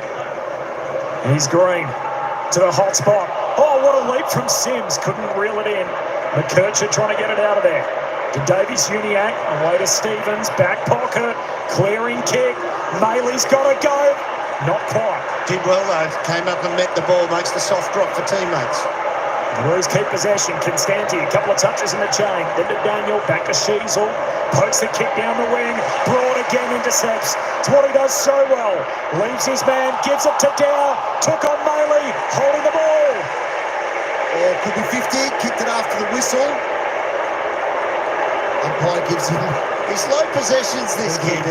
But gee, has a go for him, doesn't he? Oh, that's a 4-metre kick. Got there on the bounce to Stevens, who heads down the line to Zerha. Just wonder how much is left in the tank for the Tigers. Can they find something?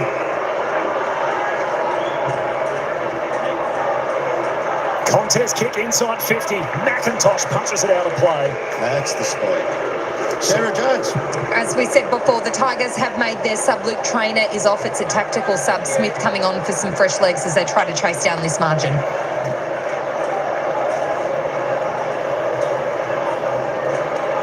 Good news on the injury front. Clean bill of health so far for both teams. Halfway through this final term. Darling had it, lost it, and then Ross the 1-2. Now out of defence. That is a dart. Great kick finds Lynch. And look at him streaming forward. Into the corridor for Ross. Dabs it short. You know he can kick it long. You get to the back, try and get out the back. McAuliffe miskicks it into the pocket and will bounce out of play. Was miskicked at 55. Yeah, if you were playing ahead of him, McAuliffe, you'd get excited as a forward every time. A player has that range of kick. It puts doubt in your defender's mind whether you're going to go forward or try and backdoor and get way out the back, because he'll reach you with the kick. Lynch out of the ruck, hooks it through. This game's far from finished.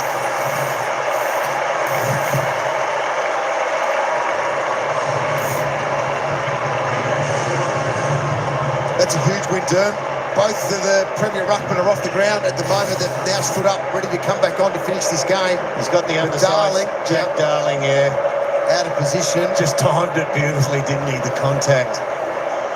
Good pick up, Jono. Both Sherry and Nankervis running onto the field now to come out for the centre bounce. And the midfield stars are out there too. Wardlaw and young Sam Lawler coming on for this last 10 minutes or so. So the big guns on the ground.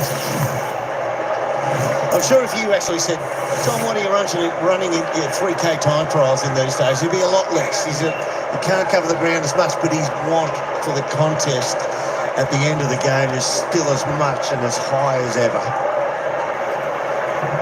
North have won only 2 of their last 8 games decided by 10 points or less.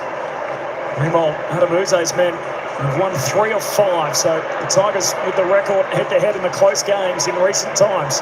As Wardlaw gets it going forward. Picked off though, it's Brown again, the fourth quarter specialist, heads down to half forward.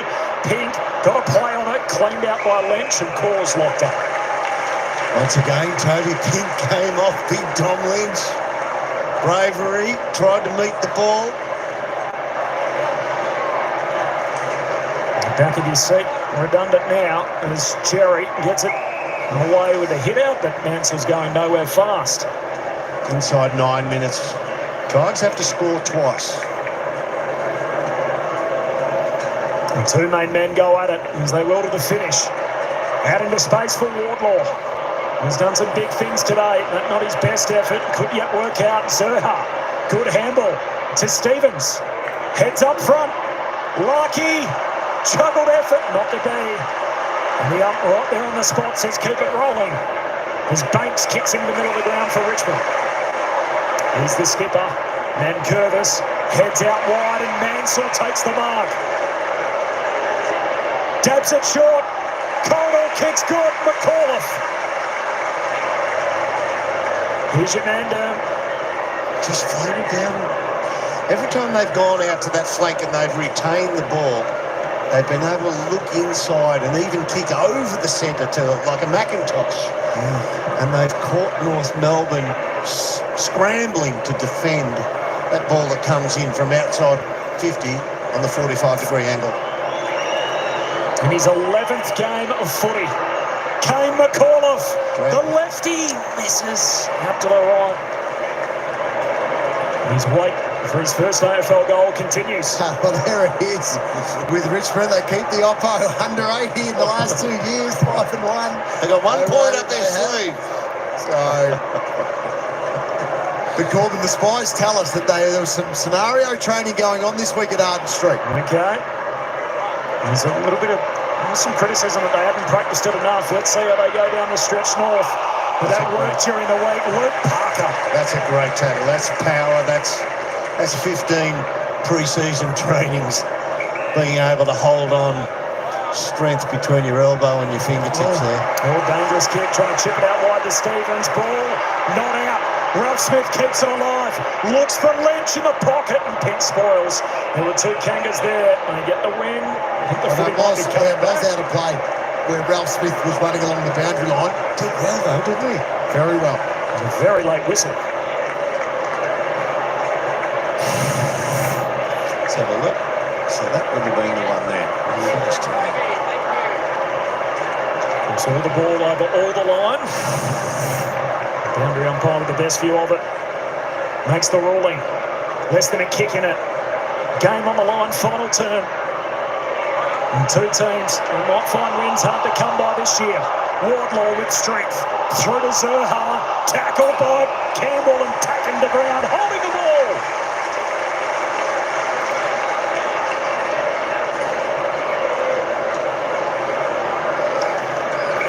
Got to watch the kick on the 45. They're going to take it. Campbell with a contest kick inside 50. They come from all directions. Ball spills down. Green had a play on it. The Roos work it out. Constanti to Simpkin. Comes out of defence. Larky. Well played. That is the #1 role for your key forward, to supply the option to the backman under real pressure. There is a lot of time left in this game. As you see the seconds peel off the clock on the bottom corner of your screen. Plenty of time with 1 kick in it. Simpkin down the line, broad.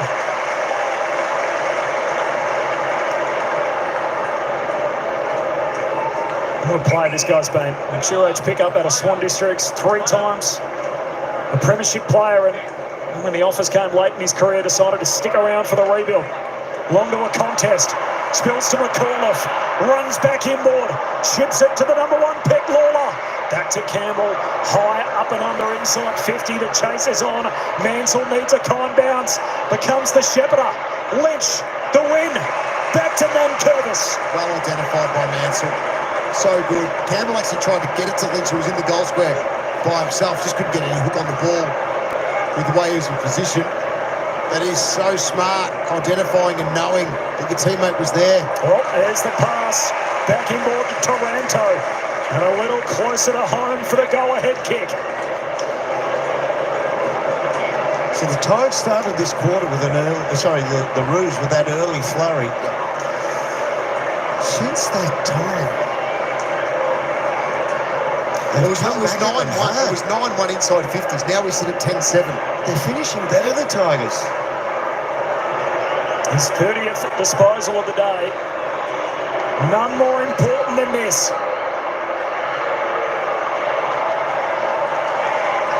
He misses. Edging closer the hard way. It's a 4-point game.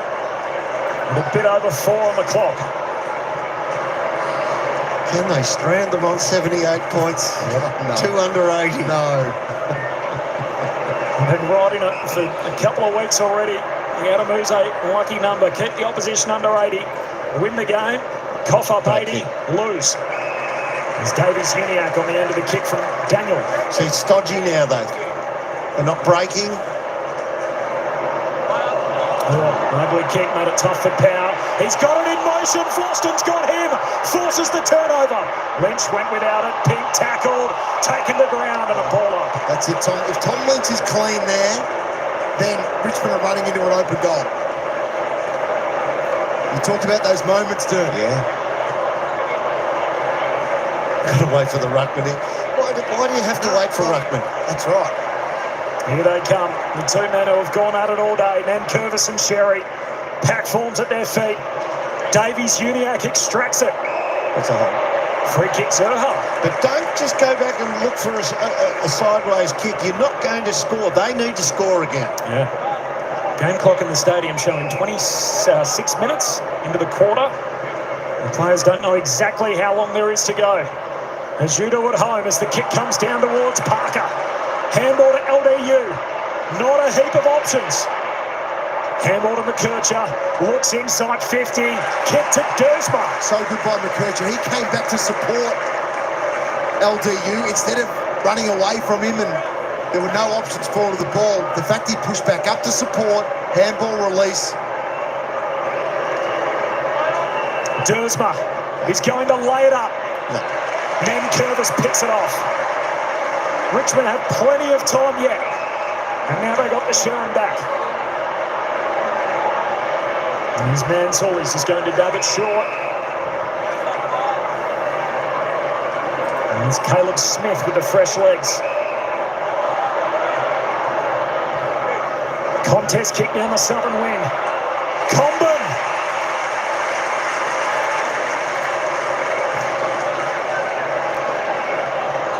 Back in North Melbourne's hands. Short to O'Sullivan. He's told to keep it moving. Handball to Sherry. There's a free kick. He was smashed downfield. Funny enough, he didn't hear the call, but it worked in his favour. It drew two tacklers, one of them away from this recipient, Tristan Sherry. A big man in the headgear. He's going to kick it in the Nankervis direction. He kicks it straight to him. Oh. Larky is screaming at the umpire for a hold. He does this so often, doesn't he, Big Nag? Just gets a kick behind play.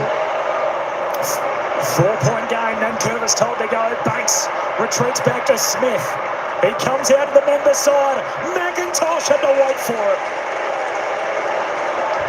Dishes it off to Bolter. Here go the Tigs. Kick for Bolter to Lawler. And the Richmond fans in the house have no idea how long there is to go, and every time they just try and ice a little bit of time or wait for the right option, the Tigers fans roar at them. Still time. Bolter drives it to full forward. Comben got a hand on it close to the boundary line. LDU, hand pass out in front, goes out of play and says spin that in. 1.5 minutes left. They haven't looked like attempting to score North Melbourne. Anytime they've come forward in the last 6 or 7 minutes, it's been a slow play, a long drive down the line, which Nankervis has picked off. Richmond have brought the ball forward at express pace, looking to score. Nankervis grabs it out of the ruck, spills to Sheasel. He's held up. Well, they need communication here, North Melbourne, because this is the scenario stuff that you practice. This is what they have done during the week. Under 2 minutes, how are we setting up? Where's the communication? Keep it in nice and tight. Forward 50 stoppage for the Tigers. Sherry wins it down. Or not. And that's a dangerous hit by Sherry. In this scenario here, I guess he's cleared the area, but that could have easily gone to a Richmond player who's sitting outside the contest. So, got to work through this. So you see the Tigers, they're pulling away. Look at just on the logo there, they're pulling away from that, so there's space if somebody gets the ball. It's been a stoppage game. Who can get a big win here? Nankervis held up. Good pressure. 66 seconds. So you just got to let them play. You can't. You can want a coach now, but you've got to let them play and win. Sheasel heads down the wing. Big mark. Brown again. Across the ground he heads. Can this be the game-winning chain for the Tigers? Lost into Smith. Smith the sub. Inside 50. Lynch threw himself out at pink. Takes the intercept mark for the Kangas. Don't get 30 seconds, Toby. Tick, tick, tick, tick, tick. Time running off the clock. Pick to the contest. Hands on it from Parker. Trying to hold it in. Richmond don't rush him. Handball close to the line. Smith collects. Taken out of play. So this is where that training comes into play, Bradley. You mentioned Tristan Sherry before, how he taps it. This is Tristan Sherry. Drop it at your own feet and collapse on the ball. Hold it in. Make it a scrap. Waste time. Good hit. Simpkin Tries to get a kick out. Banks to Nankervis. Hand pass to Dow. He's locked up. Do not, if you're North Melbourne, do not let the ball get outside. If you're the Tigers, you can see the player just saying, get out, give us room. Zerha's behind the ball as well, so he's the forward that's pushed back because Richmond have tried to break even numbers, obviously, forward of the contest. And Sherry there able to take 4 seconds off the clock. This is their last play at it. That was the 137th stoppage. Last touch for the Kangas. And for the first time since 2017, it's time to join in the chorus at the MCG. The Kangas hang on to take down the Ticks.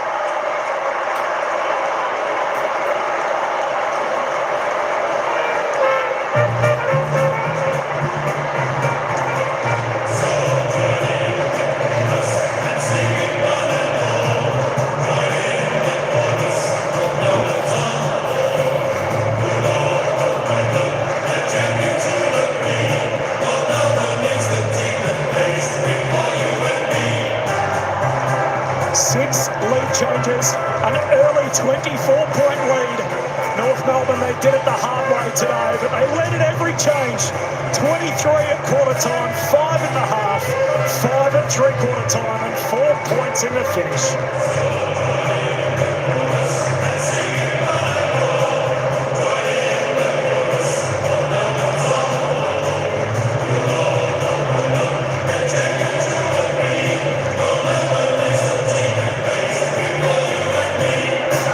16th played 17th, and we didn't care. It was just a great contest.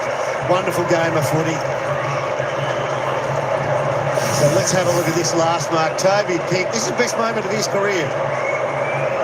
He moves Tom Lynch out of the way and still is balanced enough. He's got Tom in the side, so it's legal. It kind of has an illegal look to it. The skipper's downstairs with Jonesy. I've got Jai Simpkin with me. That was an incredibly tough game of football and a really tense finish. How are you feeling right now? Yeah, I'm wrecked after that. Both teams come out to play. We got away to a good start. Unfortunately, let him back in the game, but we found a way, so I'm very proud of the boys. What about all those stoppages? How taxing was it? Yeah, it was. But our big bulls in there, that's what they love to do. Big X, LDU, they love to crash and bash all day. So it was good in the last minute. We knew exactly what we had to do, keep it congested, and it paid off. I'm told you did some scenario training this week. How crucial is that for the boys, particularly after what happened last week? Yeah, I think it's massive. You know, you train it through the pre-season, you probably don't do it as much in season, and then you find yourself in those positions. So it's great that one paid off for us. Cam Zerha had a great game in front of goal. How crucial was his presence as a strong target up forward? Oh, he's massive, and not many people to know, but he come in with a fair injury today, so for him to even get up and play, let alone have such an impact on the game, it just shows how tough he is and why we absolutely love him. Want to let us know what the injury was? He randomly, actually not 100% sure because I wasn't at training during the week, but he burst an artery in his foot, and he's got a bit of an elephant foot. If anyone can get a picture, it is swollen, so he's done very well to run around all day. You mentioned you missed training, a really tough week for you on a personal note. This game has a bit of extra meaning, no doubt. Yeah. Geez, you guys know when to get me earlier in the year and now this, but tough week, yeah. Obviously, Nan passing away, it was tough on myself, the family, everyone back home, but, you know, it happens and it's life, and I'm just so glad as a family got to be there with her for her last few breaths and for her last couple of hours, and I'm just super proud the boys got the job done for me today, and I know Dan and Pop be up there looking very proud, so... They would be incredibly proud. Well done. Great effort. Cheers. Thanks, John. A beautiful moment. Jai Simpkin. After the family bereavement, his nan passing during the week, and he's Camden McIntosh in his 200th game today. He becomes the 35th Tiger to the milestone, only 35 in the club's history, and gets cheered off. 35. Yeah. A lot of headbands here today to celebrate too. He was good, wasn't he? Yeah, he was very good, and that explains when Zerha was. We thought he had a cork in the middle of the ground, but they landed on his foot, and understand now why it was. He was in so much pain and discomfort coming off the ground. So That's a huge effort. Huge effort by Zerha. When you find out little things like that and then you go, okay, what he's had to work through during the week and then come out and have the impact that he did in this game with 4 goals. Big win for North Melbourne. 4 points over Richmond, their first win since round 2. And this is what is on deck next. All right, folks, there we go. North Melbourne getting the job done here at the MCG today. 12-6-78, defeating the Tigers. 11-8-74. They nearly got it done. Tell you what, the Tigers had their chances in the last few minutes. It was down there forward 50, but well defended by North Melbourne. You know what, it was probably deserved of a drawn game today, but it was good to see a victor come out of it. Nearly got there, Ryan. Nearly got there, your Tiger team. You should be proud of the way they went. North Melbourne, I think they did a little bit of that damage in that opening term, of course, when they kicked 6 straight goals. But the Tigers kicked 2 goals, 2 goals, 2 in that final term. 2 goals, 1, North Melbourne in that final term. Before we head over to the next game, folks, which is on now, let's have a look through the quick goal scorers and the stats before we head over there.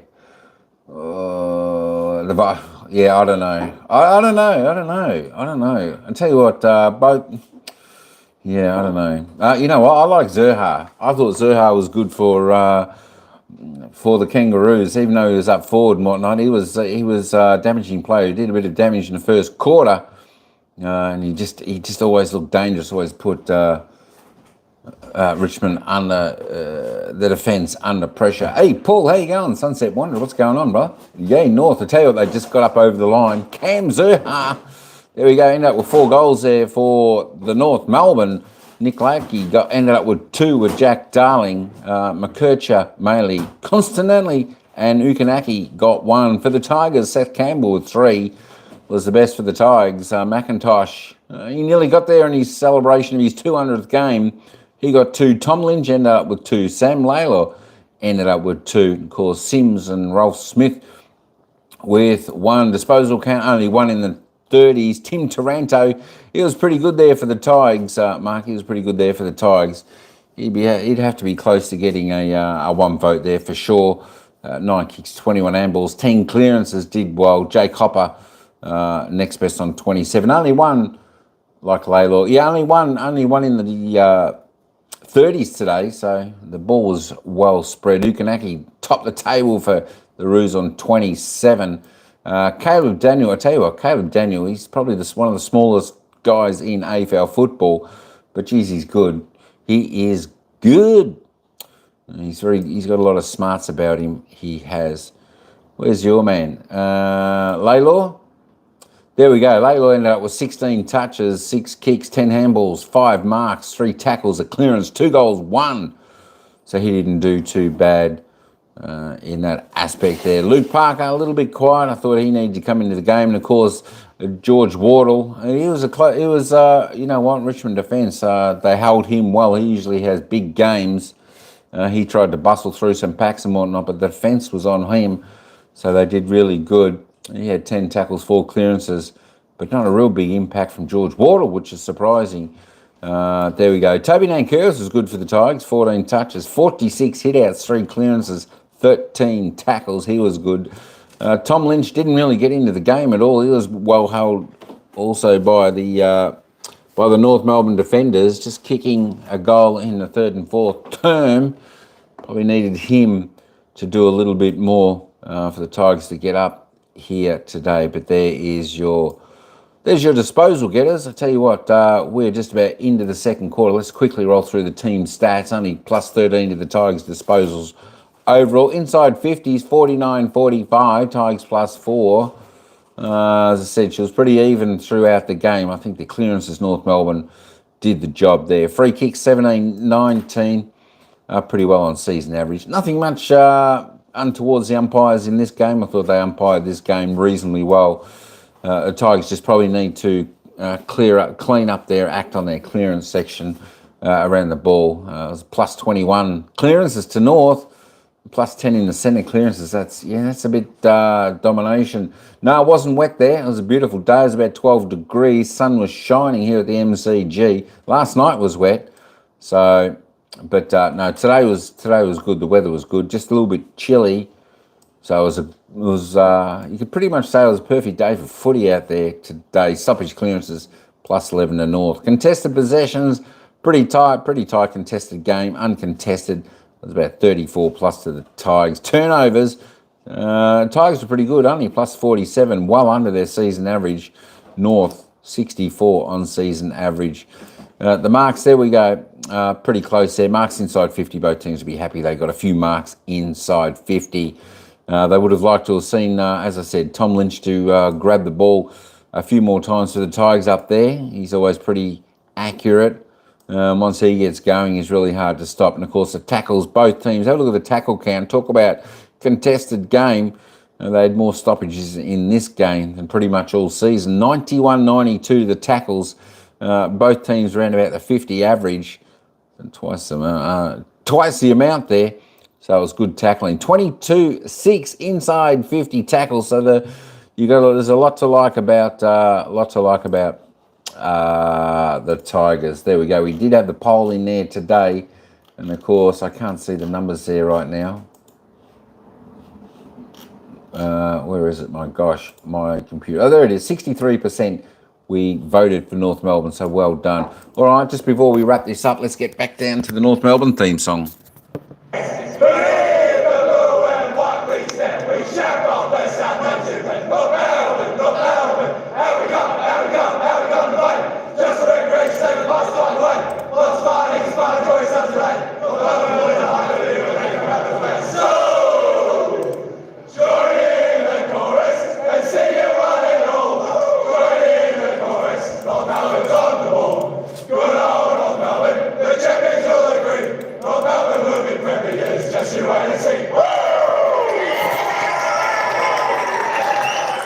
All right, folks, there we go. That's all I got for this one. Thanks, everyone, for coming in. Charlie Selman, how you doing?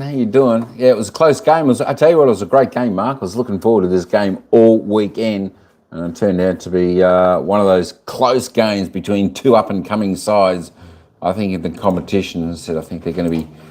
I think they both got... they could have both bright futures, that is for sure. Did North Melbourne change their song? No, I think that's always the bit. I think the first bit you don't usually sort of hear out in the ground. Usually kept in the club rooms. They hear that. Hawk Prods, how you doing? All right, folks, that's all the Eagles might win. The Eagles might win. They've got the Saints though. I tell you what, the Saints have been playing pretty well, but over there at Optus Stadium in Perth later on, the Eagles need to lift their game. They need to win. If they can put the four-quarter effort in, they'll go close. But we're going to head over to the next game now, folks. It's 6 minutes into the second quarter, whereas the Brisbane Lions 7-5-47 leading Melbourne 3-5-23 up there at the Gabba. So I'm going to bid you adieu. Who you go for? I go for Collingwood. Watching Lions versus Demons here. Catch you next time. No worries. Thanks, Mark. Yeah, we're going to cover that game in just a moment. As soon as I end this, I'll load that one up and then we'll be off and running for the Brisbane-Melbourne game. Yeah, I'm a Collingwood supporter, Hawk, so that's who I go for. So, as you can tell, I know Brisbane Lions are winning, but I'll be cheering on Melbourne so Collingwood can remain on top. There we go. All right, folks, thanks everyone for coming in for this one. We'll see you on the next game in just a moment. Until then, ciao for now. We'll see you at the next game.